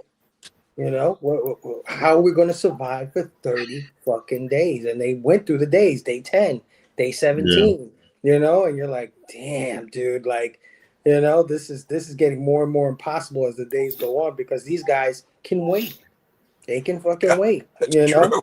That freaking Eben couldn't grow a beard, but goddamn Billy, he looked like Jesus at the end. Well, even was well groomed the entire time. It's like, okay. Yeah. And So then they probably Nosferatu real preferred it. cocky in the beginning because they're like, I got 30 days, you know. Yeah. Well, I think I kind of they probably enjoyed kind that. of enjoyed them hiding because it's like more fun to hunt. Yeah. No, 100%. So yeah, I think Sorry. style and structure are both phenomenal in this film. Phenomenal. Oh yeah. But briefly before we get to the theme, I just wanted to touch on the music because I think music is a very important part of film. I think it colors a lot of great films. And I think in particular the soundscapes and the music of horror films are very important, right? Like sometimes they give you the dread that sometimes even what you see on the screen isn't giving you, right? Like they color the horror in a movie. So just briefly, Matt, what did you think of the score in this movie? By the way, it was done by Brian Ritzel, who hasn't done much. He's done a bunch of Sofia Coppola films, like The Virgin Suicides, Lost in Translation, Marie Good Antoinette. He's really done a lot of her films, but he hasn't done much. But yeah, Matt, real briefly, what do you think of the music in this film? I thought it was it suited the movie. Like we were talking about this last week. Like if you got a movie like this, you can't have like while the vampires are doing a rampage or they're like worried about the vampire cat like or like no music at all. The music like drives the film like any film. Like hey, go and watch a cut of Star Wars without John Williams music in it. Yeah. It's shitty. So there's also like not just the sound, the score, but like the sound design and the sound effects. Like I could tell he put some kind of effects on the vampires when they were talking. And also there's a scene where Danny Houston, there's a record player spinning on the platter. And he puts his fingernail down on the record, opens his mouth, and it like comes out of his mouth like, and it's almost like he's calling like he's like talking, communicating to the rest of the vampires.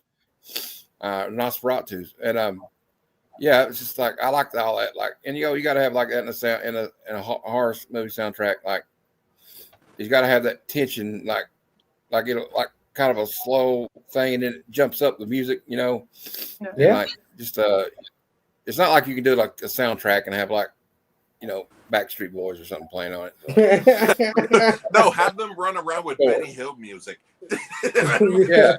Does anybody know who Benny Hill is? Yeah. No, yeah, I do. I don't want to be too old. I'm kind of old too, so. Freaking. I think we're all old here. 50 freaking 5. Well, you look great for 55. There you go. You know what? I love you. Now don't go wandering off now, Castle. No. Jake, real quick, what do you think about the music? Yeah, again, I'm same with Matt, man. Just like same with last week. Like I think the soundscapes or the sound effects just play to intensify or make things more suspenseful. I think my favorite is definitely like the ending, just that little bit of music with him, screaming and, kind of turning into ash, just fucking perfect. And that's really what the music or lack of music does for me for this film. Again, like I said last week, like when I don't notice it, you know what I mean? Then I know it's good. So that's kind of briefly what I feel about it. Is very similar to last week for sure, to where it did everything it needed to do. And it definitely upped the ante in certain parts for sure. 100%. Castle, briefly, what do you think about the music? The music to me should be a character, okay? Especially a horror movie. And Jake just said it. It should be. Sometimes you notice him, sometimes you don't, or her, whatever, But that's what I liked about it. It was creepy in somewhere it needed to be, and was subtle. I'm going to be short and quick. It Yeah. was amazing. Very, very good. Oh yeah. Sabrina, what do you think Yeah. about the music? I mean, I agree. I liked it. It was subtle. When I first heard thought about the question, I thought, there's not really a lot of music because it's not really that kind of movie, and Right. that is what he did. He complemented the movie with the music. It was very like eerie, suspenseful, just what it needed to be. But there was nothing that stood out like this is the soundtrack movie or whatever. That Right. he's no Danny Elfman, but that's okay. Exactly. Yes. Watch Jeepers Creepers without Jeepers Creepers music. Like that's weird. Yep. But in this Mhm. case, it didn't need that. And if it did do that, it would be just a corny, vampire flick Yeah. like Twilight. There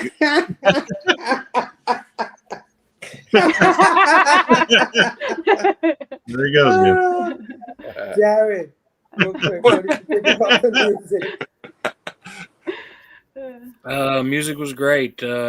Like Castle said, I think it should become a character. Almost, not that you don't notice it, but it's just like one of those things that's, it makes you feel like you're sitting there watching it, or not watching it, but you're experiencing it with the characters. Right. One part that I really noticed was when Evan and Shelley first encounter the vampires, and she looks through the binoculars, and it's just got that real shrill string, and the zoom in, Mhm. like it's Mhm. it's classic to me. I love that. Like they do it a lot in slasher movies, and music in this was no different. It was great. And actually, it got to a point where I actually I listened to just the score earlier today. So, and just to kind of, and like Nice. as I was listening to the score, I could like see the parts of the movie in my head. That's So cool. Very cool. And that's something that I haven't done in a long time. Like I used to do that more with like 80s movies, but this is one where I just listened to the score. And What made you do it? What made you do well, that? I mean, first of all, but I didn't. I mean, I'm a music lover anyway, but Right. I wanted to like really pay attention. It had never dawned on me before, like how much I could see the movie through just listening to the score. Yes. That's awesome. And that was really cool to kind of do that. And so yeah, I enjoyed it. It was really good. Complimented everything perfectly. And like I said, it had a lot of those shrill high string instruments on real tense parts, and I love that. So Oh yeah. really good. That's Oh awesome. yeah. 100%, Jared. You hit the nail on the head. Yeah. I'm with I'm not going to add much to it. I think the music is appropriate. Not a theme stands out to me, right? Like it's not like Halloween or Hellraiser or something like that, but it did what it needed to do. And I always say the same thing about music scores. The only time you notice them is when they're really fucking good or when they're really fucking bad. Absolutely. The two It's kind of standout like parts. dialogue. Yeah. It's kind of two like bad standout dialogue. parts. Yeah, for sure. 100%. The two standout parts to me was the whole overhead scene where everybody's getting massacred and stuff like that. That music that was playing there definitely hit for that scene. And like Jake said, the end when he was dying. I think whatever little bit of lullaby music they were playing there, it definitely gave you that feeling like this is fucked up, this is sad. And it And sets the tone perfectly. yeah. Yes. And this girl is going to kill every damn vampire she sees going forward. Yeah. Like she's going to become a vampire hunter. So yeah, music was great. And the last thing I'll add is the shrieks of the vampires. Mm-hmm. They had the specific sound whenever they Creepy. kind of screamed. It was almost like a calling sound to each other, right? Like you didn't almost want them to scream because it's like, oh shit, here comes the other ones. Well, yeah, the ones that were like off on their own, or when they turned the couple of, like when Billy turns into one, it's like you're like, shut the fuck up, like stop. They definitely layered this sound into the scream that kind of made it sound supernatural or whatever. It's almost not even a scream. Yeah, it's almost like being in completely unnatural. Yeah. There's a small It's like fact. being in a zombie movie. Yeah. A small fact. They use that voice. They use my wife's voice when she saw me naked for the first time. I would say, is it good streaks or bad streaks? Yeah. That is for interpretation. Just like the end of the movie.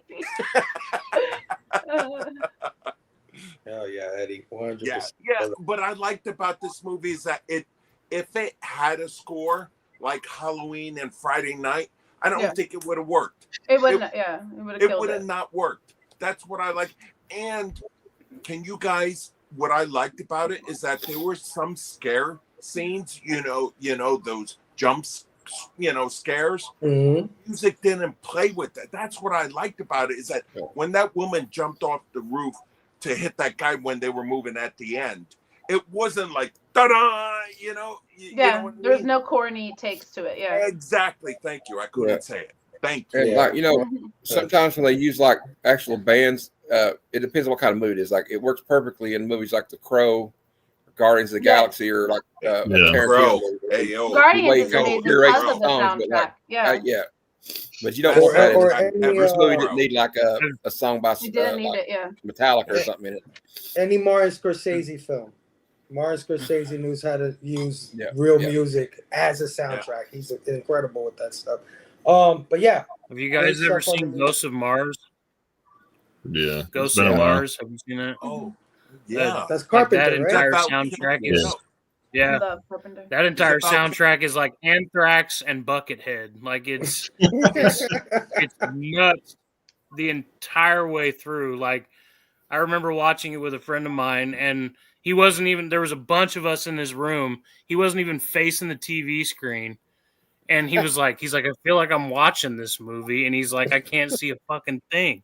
He's like, just from the music, he's like, all I know is that chaos is going on, and it was too. Like that movie's insane, and with Anthrax and Buckethead going, like it was, but I mean, it fit the vibe of the movie, so that's what they were going That's for. what matters. Yeah, if it complements the movie, it works. Right, exactly. 100%. All right. Here at Pop Culture Philosophers, we like to philosophize on these movies a little bit. We like to dig a layer deeper and talk about the themes of a movie. Or if not the theme, what you feel this movie is telling you specifically, what you got out of it, the message. And since we've been leaving Jared for last, and I feel bad for him because sometimes we all say the good points. And the last person just be like, let me add a little thing here and there. Jared, set us off. What do you think this movie's trying to say, or what does it say to you?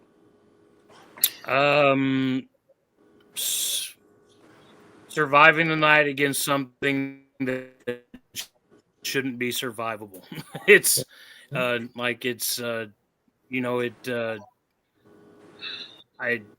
it's one of those things where it's like it's like watching it's like watching a nature show almost, where the predator attacks something, right, and you wish you could help it, but that you can't. Like it's one of those situations where it's like you as the viewer, you're helpless to do anything, and through a lot of what they're going through, they're helpless to do much either. If you're firing as much firepower as you've got at it and it's not stopping it, what the hell do you do then? Right. So it like, and it's like it, when I was saying earlier about the bleakness of the film, that's one of the things that really hits me hard about it. It's just that it's I mean, they do overcome it, but at what cost? They lose pretty much the entire town, and ultimately it didn't stop anything. The vampires, they kill the leader, but oftentimes when you kill the leader, something much worse comes back. So it's one of those things where it's like where do they go from here? So it's just it's kind of like I said, it was kind of like watching a nature show where you're watching a predator attack something that can't help itself, Mhm. and you know, so it's I don't really know how to word like No, that's like great, man. You're doing but, great, Jared. You're doing but really great. yeah, Dude, I mean, you never know what you're capable of until you're pushed to the furthest limits that's of true. of your existence. And these people were definitely tried and tested, and whoever survived, they survived for a reason. Yep. But Sabrina, what do you think this movie's trying to say, or what does it say to you personally? Yeah, I mean, I agree. I feel like it's that first layer is that survival versus conquer, right? Because like these Mhm. Nosferatu want to conquer this town and just completely destroy it, but then you have the ones that want to survive. But then it takes a deeper step in where it's almost emotions versus reality. Like, yes, it's an emotional situation. Death is inevitable.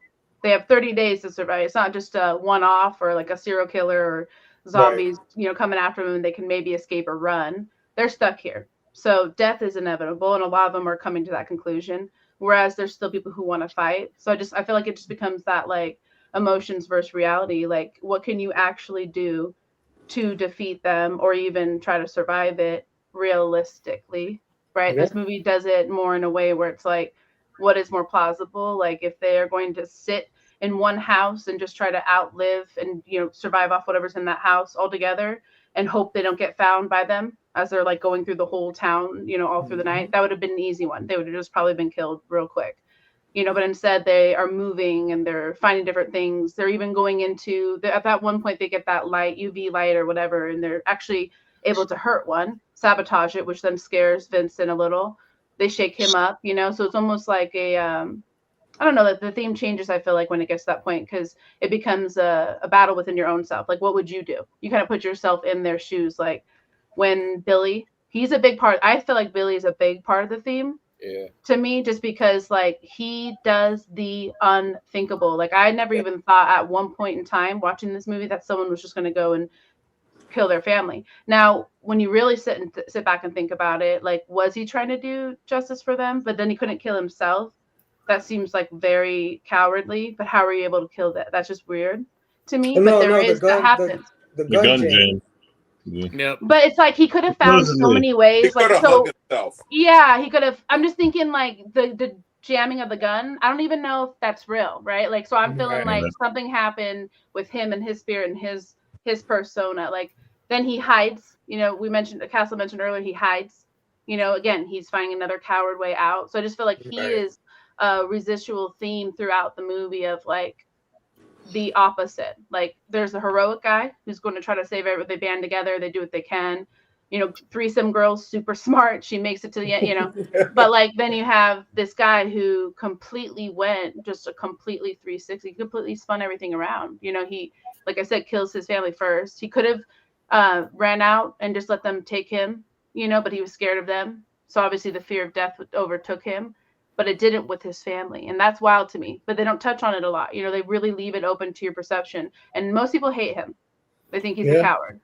I mean, in a lot of ways with him, and I'm just trying to figure out his psyche in this thing. I think he knew he wasn't man enough to protect his family. And he knew that he wouldn't survive if he had to worry about them. So it was a selfish act at the end of the day, because it's like, I can't lug my wife and my daughters around, or I'm definitely going to die. Right. Yeah, I think he gave up. Yeah, I agree. I think he gave up. Like his spirit broke before anything even happened, and that's how I take him. But like I said, some people take a different route because there are, look at the news and stuff. People do kill their families. So I just think it touches on stuff. Kind of like I'm a wrestling fan, and I hate it when this happened. It made me despise this person, Chris Benoit. He wasn't man enough to go out on his own, so he had to take his family with him. Yeah, right. So I mean, yeah. But he took the choice from, because it's like you have to really start to think about the fact that like that person didn't even get the chance to choose, right? Like, but he had it in his mind that they would suffer more by being killed by the vampires. I'm guessing too. I don't know. I think that was his excuse. I think like Fable. I think like when you really want to touch on it, I think the gun didn't jam off. I think he just never intended to really kill himself. But I knew he couldn't this is baggage, right? Like this is a Right. wife and a child that I should be taking care of. And everyone in that town, they all know each other, so there's Yeah. also the pride. And he knows he can't do that, so he stayed there forever. I think the only reason he even called for them was at that point he's just scared, I don't know, hungry, bored, whatever, name Yeah, he name didn't it. want to be alone. Yeah, because he sat there forever by himself. Like I said, he could have just went off and jumped out the window. Any way you can, I mean, you can find a way to die. Yeah, 100%. Oh, you're absolutely right. John, what do you think this movie's trying to say, or what is it saying to you? That people suck when vampires are around. No, I don't want to get too Robbie depth into it, okay?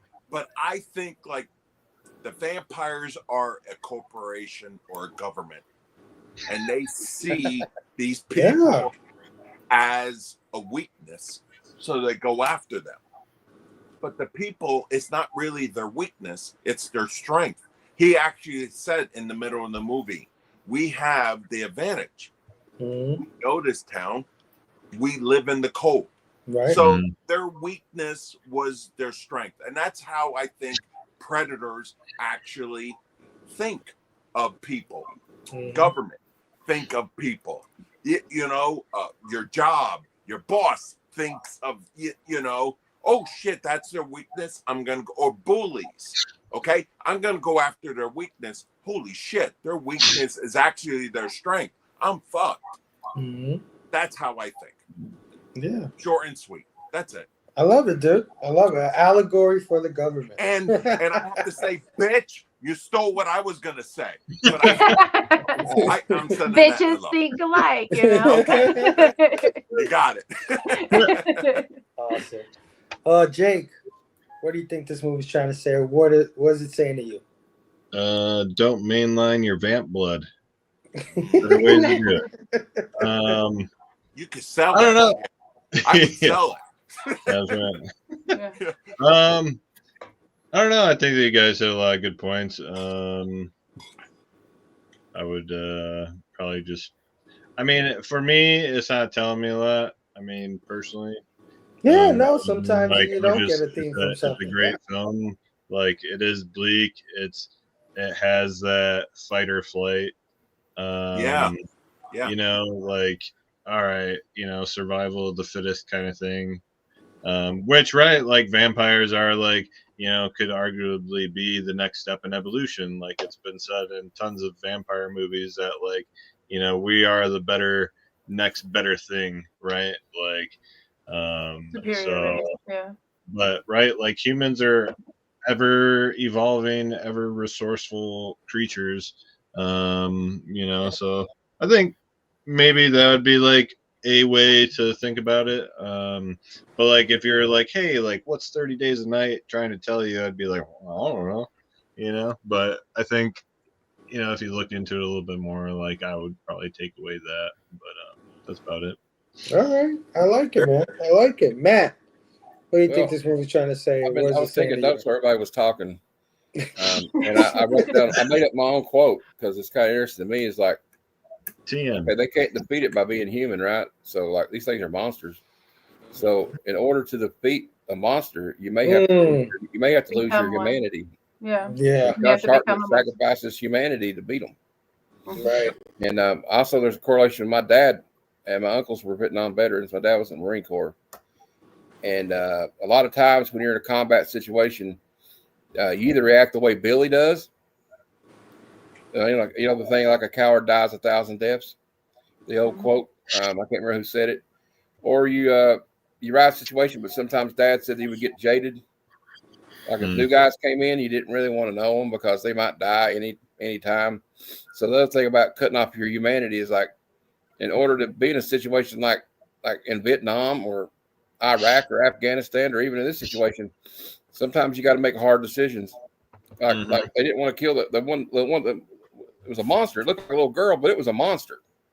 Yeah. Right. And that reaction, that delay because of what she looked like could be the mean between you or somebody else dying. And also, I thought that it's not a metaphor, but I like true crime. I like a lot of true crime stuff. I don't know. The serial killer thing fascinates me, not because of the serial killer, but because how does a human psyche get that way? How do people have that way? But the vampires are almost like Ted Bundy or something. They, Ted Bundy, they said he was a antisocial behavior. He was a sociopath, psychopath. He had no empathy for other human beings. He didn't feel like he was doing anything wrong. Everybody stay away from Matt. He wants to be a serial killer. No, I don't want to be a serial killer. I'm kidding, brother.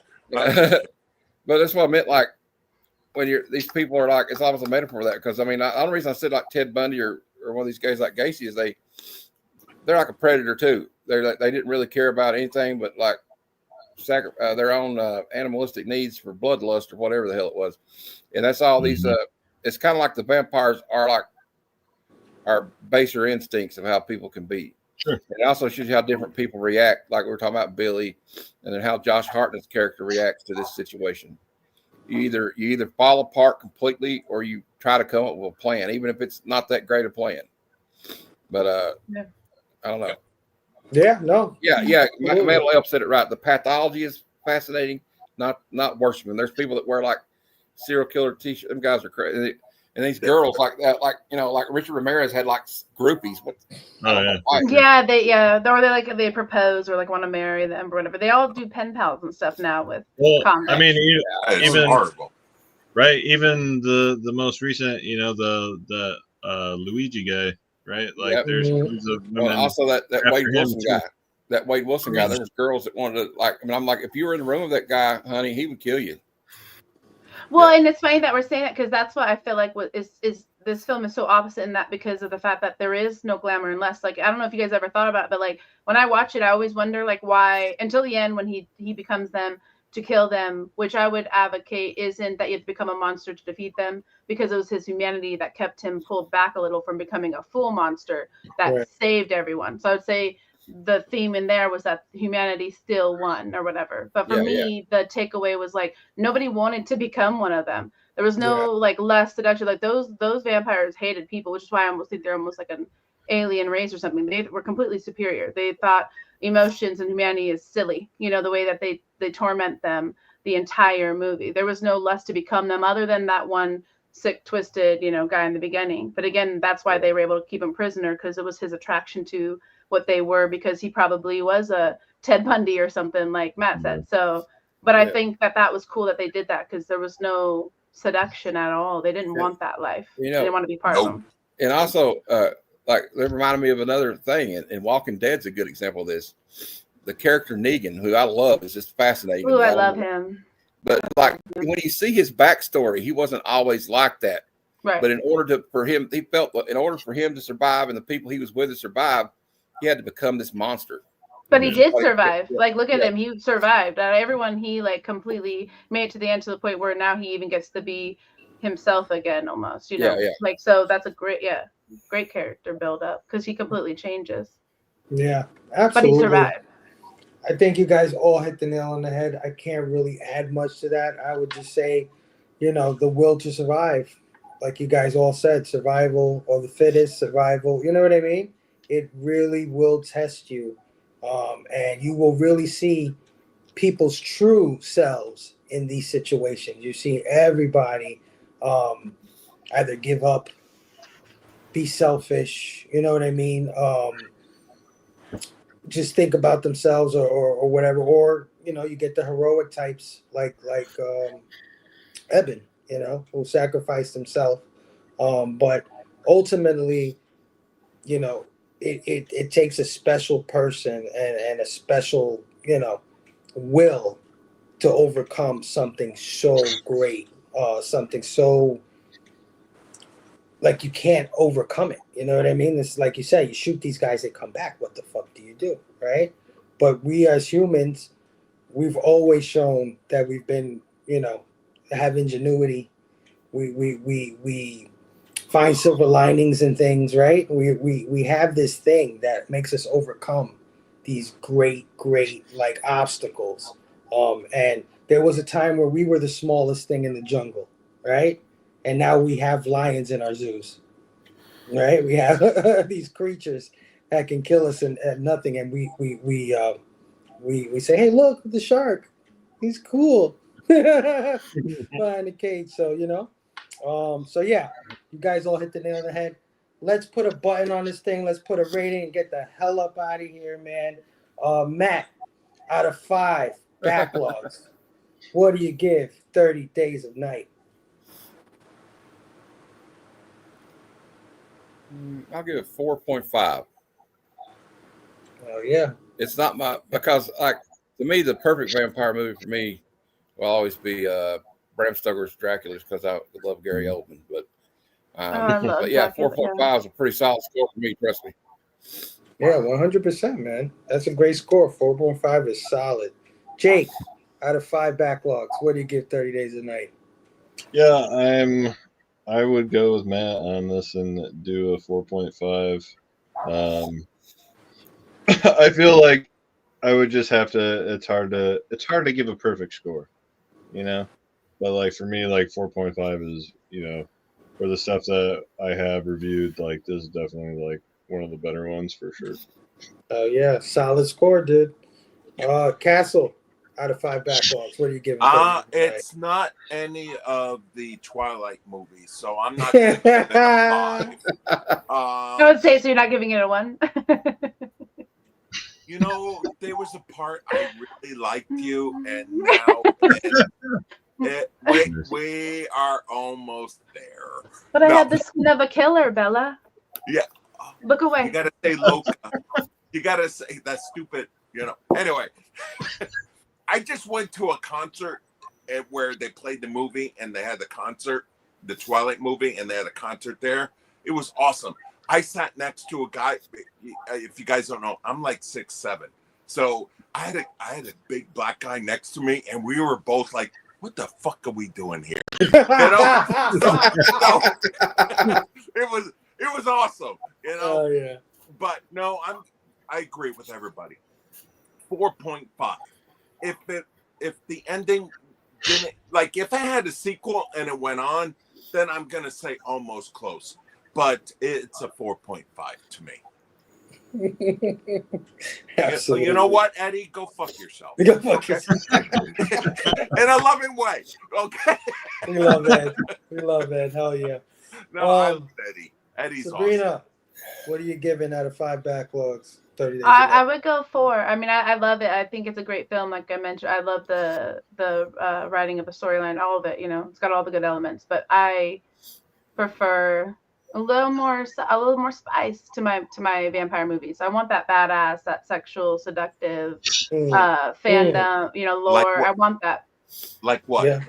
Compared to what? Like I would say, like Dracula is one of my favorite all-time vampire movies. Which Blade one? is great. No, which Dracula? There's only one. Oh, Bram Stoker's in. Bram Stoker, and I have the comic books, the movie, all of it. But there's only one. So if you have to ask that. I knew she was cool. I knew she was cool. Oh yeah. So for me, that's what I want. All right, we're right. There we go. Well, and I will say too, for Twilight, I will give it a 1 because of Paramore. Love Paramore. Love Paramore.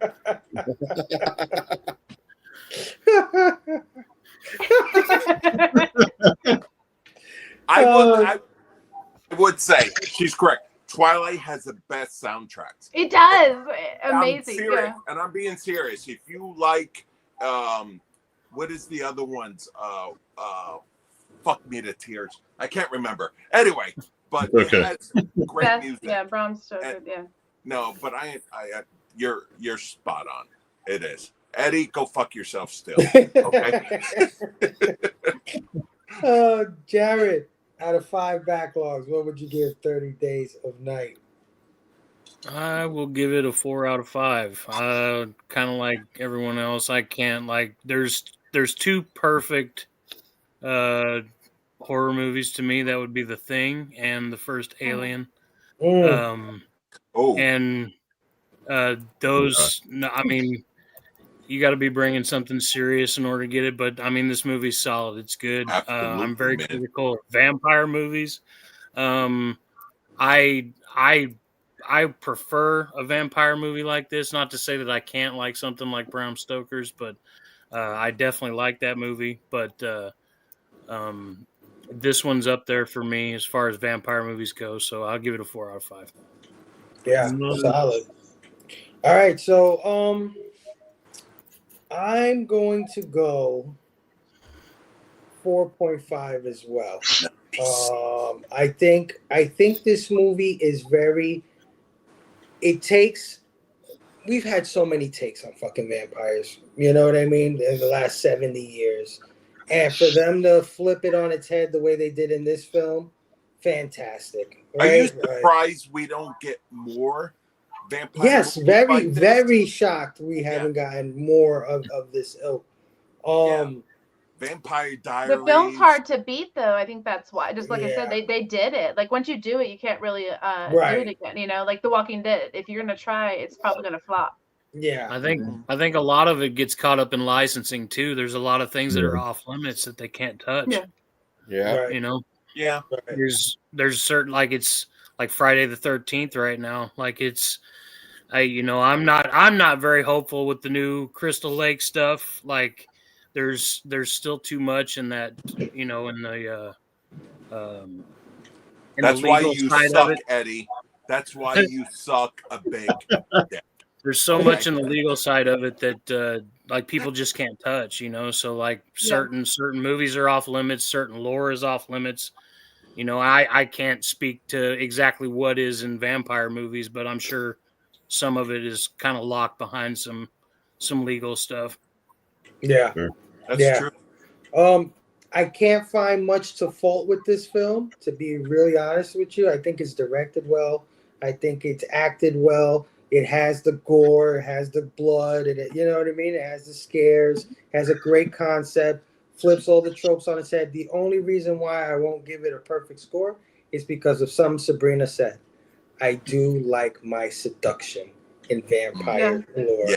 And even and I love Bram Stoker's Dracula, but I'll take it even deeper than that. I love Interview with a Vampire. Yeah. Oh, that's incredible. That's Yeah, I my love one that. Yes. favorite movie. Uh-huh. And all of them were good, surprisingly. Not even just all of them. Yeah. I'm watching the television show right now. If you guys haven't The seen Anne Rice, yeah. Oh Yes. my god, it's so So I good. have a lot of the comic books. So when I saw that come up, I was like, oh, I have to, because I have a lot of the Anne it Rice is by so, Innovation. so good. Yeah. Yeah, I love that they're tortured souls, and here they're just animal monsters, which I love too. Like Jared said, I love, a good fucking rip them up shit. You know what I mean?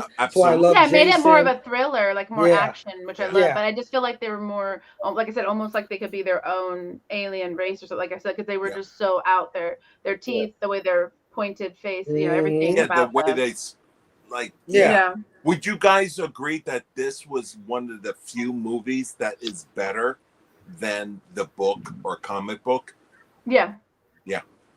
But the series is only 3 issues, so I think that also, the original one, not all the ones that they put out. Also, another movie came out at the same time that kind of flipped the script on zombies. I think they came out about the same time period. It was 28 days later. Yeah. Like the zombies are all fast and you can't get away from them. They were within 3 years. I think that was or first, something and like then this one. Yeah. Yeah. I think it was the zombies first, because zombies was popular for a little while. So that one came out first. Then they went back to the 30, the vampire stuff. Yeah. Vampires, they kind of stopped for a little while. When did the Brad Pitt movie? What is that? World War Z. Yeah. So that one I feel like is almost a take on this whole viral thing. But the difference though there is that it's an action movie. I don't know. It's not even really a zombie movie like the other ones. But that's similar to this, the film.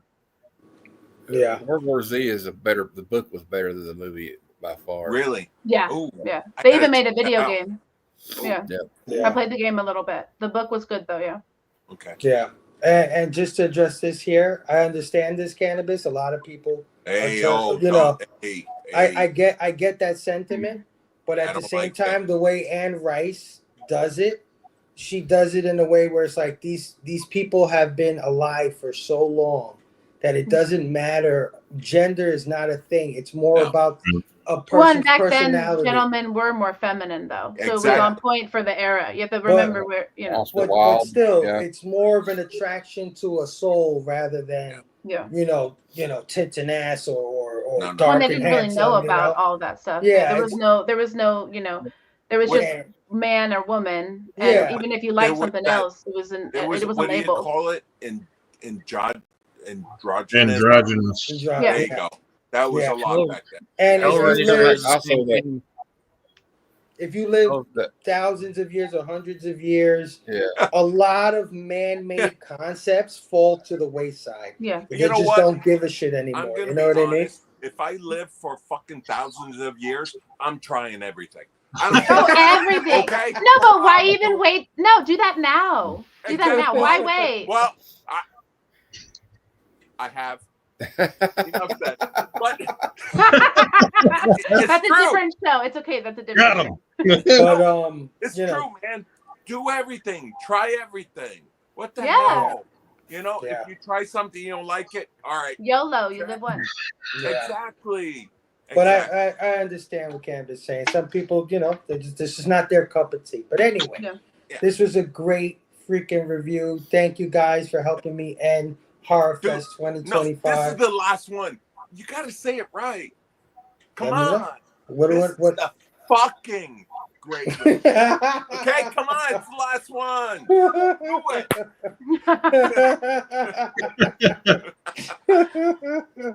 You've been No, but talking seriously, with my guys. wife? No. Okay. Seriously, thank you. Thank you so much for joining me on the panel tonight. Thank you to everybody in the chat. We had a fantastic chat tonight. And thank you everybody that joined us for the last 4 weeks for all the movies we did this Horror Fest. It's been a blast. I love reviewing these films. I can't wait to come back and do some more. We're definitely planning something for next Really? year. Yeah. You're going to do a Horrorfest next year or no? Well, yeah, I'm part of Horror Fest. We do Action Fest. We do good. we do March for Madness, which is all about like fucking crazy people movies and shit like that. No. Yeah, and we're planning a science fiction fest next What? year. So I can't wait for Yes. that to go down. Yeah. Make it all Star Ooh. Trek. That's I was, it. Oh, thi- I God, was don't thinking do about that. Don't do What? that. All right. All right. Oh. All right. Here we go. But before we get up out of here, guys, Pluto I want Nash. you guys to let everybody know where they could find you, what you got coming up next. Matt, thank you so much for joining me for 2 of these things, man. Love you to death. Let the people know what you got coming up and where they can find you. Well, Thursday at 9 p.m. Eastern. I've had Halloween month on my channel for Good and Bad Cinema. For Good Cinema, that's the last one. Halloween's going to be over after this week. It's kind of bummer for me because it's my favorite holiday. But and Fable will be joining us along with my friend Adamantium Blade Comic Collectibles and Comic Verse. I don't know if you guys know Tony, but he's a good guy. He's a horror movie lover like me. And we're going to be reviewing not just Halloween Part 1, but Part 2 because you really can't review Part 1 without Part 2. And we're going to talk about what its influence has been on the slasher film or horror film genre. I think it just blew the door wide open for it personally. And there's really not many directors better than John Carpenter. He's also from Kentucky like me, so yay. And then also we're going to start doing it in November because I had so much fun doing all this in Halloween. Me and Tony are going to do a show. It'll be on my channel 1 week and one on his week the next week. We're going to call it Friday Night Frights, and we'll cover a new horror movie every week. And the first one we're doing is Nightmare on Elm Street. Ooh, starting off hot. You got to start out good. Matt, always a pleasure, my brother. Definitely love doing this stuff. We can't wait to hang out with you Thursday. And definitely look out for Matt in the future because you know I'm going to be sending Matt plenty of invites to the stuff we got coming next year. So thanks, my brother. Hell yeah. Jake. Oh, and I'm 23 away from 600 subs. So Nice. Thank you. Nice.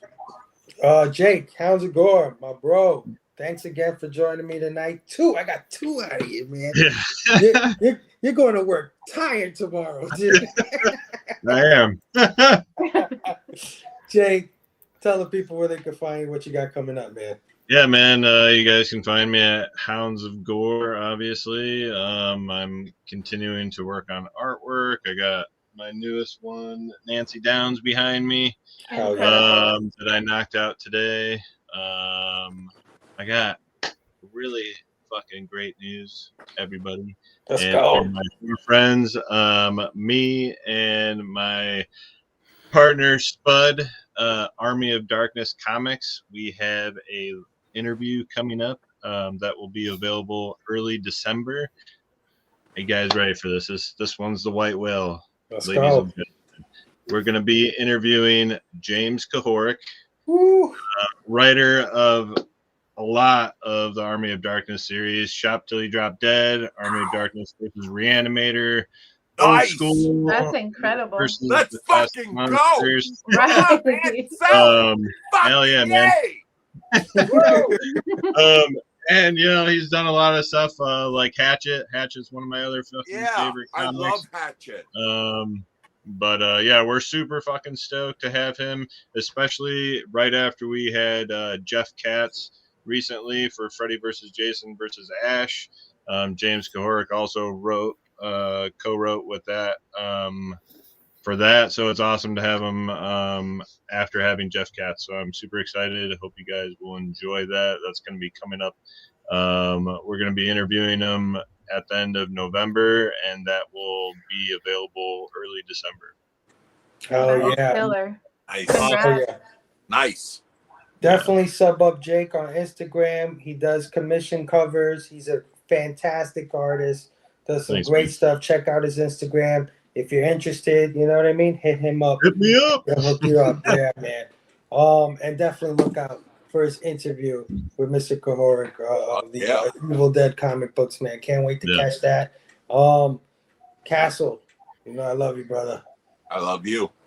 Let the people know what you got coming up, where they can find you. I got a couple good fucking videos up at Fucking sell it. Let's go. Yes, let's go. Yeah. Fucking Pornhub.com. Yes. And we got a couple at Playgirl.com. Okay. I've got it all for you. Fuckers. No OnlyFans or Feet Finders, huh? No, OnlyFans. Fuck, they don't pay enough. God Oh, damn, okay. no way. No, Get that free money. no, I got I got something bigger than feet. That's all I'm going. All right, never mind. No, I mean, man. they do say your feet have to do with the size, so. You know what they say about big feet and big hands? Fucking big boots and big gloves. That's all they say. No, man, I have because of this gentleman here, who I love very much, and I'm not just saying that because we're on here. This guy, because of him, my Castle's Corner had freaking blown up. I don't know if you guys, hit me on IG. I know freaking Voorhees you just did, and I'll follow you back and all. But I do Castle's Corner. I am a manager / employee at a comic book store. It's called Past, Present, Future, and Comics, PPF Comics HQ. On Instagram, please follow me because I'll follow you guys back, and everything you guys do, I forward on my page, and because Fable has helped me out big time with the Castle's Corner. Dude, you don't understand. When we first started, I get like maybe 300-400 views. I'm telling you right now, it's over 1,000 because of you and everybody else. My drug dealer, Eric. There you go. That's who you need to thank. And everything. But and we are just doing a live show. We started doing a live sales show on _EXP where Robbie does his. Join us tomorrow night at 8 p.m. We have great shows. I don't care. What I want you guys to do, please go to _EXP. Just come in. Fucking say hello. Say, John, you're a douche kid, or whatever. I don't care. You don't have to buy anything. I just want you're like, Fable is the only one that freaking goes there and says hi, and he just makes me feel good. Fable almost, I'm going to say almost makes me want to go gay. Okay, so let's become vampires and see what happens. Hey, I'm down. Vampire pack. If we had a couple drinks, you never know. Just ask Robbie. Anyway, but no, guys, please join me, and I will tell you, all you guys are new to me, and you guys are all awesome. I love you guys and everything like that. If you want, I'll be a hoe if Fable lets me go. I will let you know. You know you're under Please, contract, man, bro. I You know would you're love under to be. contract. If you guys do good shit, I want to do there too. So thank you. It's not gay if you're a turtle. What I the love fuck that. does That's the mean? best quote. That's the best quote. Don't worry about it. Don't worry about it. Oh, you know what? I just got it. Listen, Fucking man. Jersey guy. What do you expect from a Jersey guy? Follow my brother Castle. Yes, I love he, you guys. he does great work on Castle's Corner. He gives great deals on all the auction shows that he's a part of, whether it's from his comic book store or the EXP. Those guys are always giving great deals on the latest and oldest books and toys and all that good stuff. Come by and say hello. Yeah, That's original all art. And I know he likes to say that I helped him or whatever, but you met brother. this guy. Come on, who wouldn't love this guy after you meet this guy? No, I'm serious, man. Who wouldn't follow this guy? Come on. I was nobody until you. Nah, I am Rocky and you're Mickey. Whatever, dude. Follow John Castle, thank you, man. brother. He's the man. Hell yeah. Sabrina, first time I meet you. You absolutely knocked it out the park tonight, man, with your insights on the movie. You did. I'd love to do this again with you sometime in the future, whether it be here, your channel, whoever, wherever. You were great. Let the people know where they could find you and what you got coming up next. Yeah, I appreciate that. I was nervous getting on here with all you experts, but you guys made me feel real welcome, so I appreciate that. I'll definitely be following you, Castle. I follow most of you guys, but I'll find you on all your other stuff and stuff. Yes, for please. Sure. Please. 100%. Yeah. I will only call you once at 2:00 in the morning. It depends. Hey, it depends. I'm usually up, so that's all right. Oh shit. Oh shit. No. But even though I'm stoked to be here, I'll plug a little just so y'all can come find me because you guys are real chill. Absolutely. But I do the Black Sheep Comic Book Club is the newer club that I'm in right now. We started it from the ground up, so it's really special to me, and I am on part of the officer, so I do really want to see that club grows. But this is how it grows, is with good community. So whether you're Black Sheep or not, definitely hit me up anytime you're doing challenges or things like this. I'm always happy to join, especially if I feel good people. And Fable, you're definitely good people, and most of these are. So I appreciate that. I do on my channel Saturday Night Live comics as well, and we do a Saturday night. It's like an SNL, spiff off. It's basically a shit show, but y'all are more than welcome to either join or watch. Jake was on there with us, so he can attest to the shitty part. But hey, It was fun. That whore. That fucking whore. And I'm about to get him on my other show, which I'm hoping I'll be able to get you guys and especially Fable on. I'm going to start my coffee continuum. I did it with Sheena, Malin, and Manga. A little shout out to them because I know they're trying to get to their 500. Wait. We're all fucking hurt right now. We're all hurt because you said especially Fable. What the fuck? What about us? Hey, look, I still included you. Okay. You know what I mean? I feel special now. And I promise I'm always a good time. I just Fable, Fable I've known for a little minute. So I want to get him on there and and so now, look, now you got me all blushed if I blushed.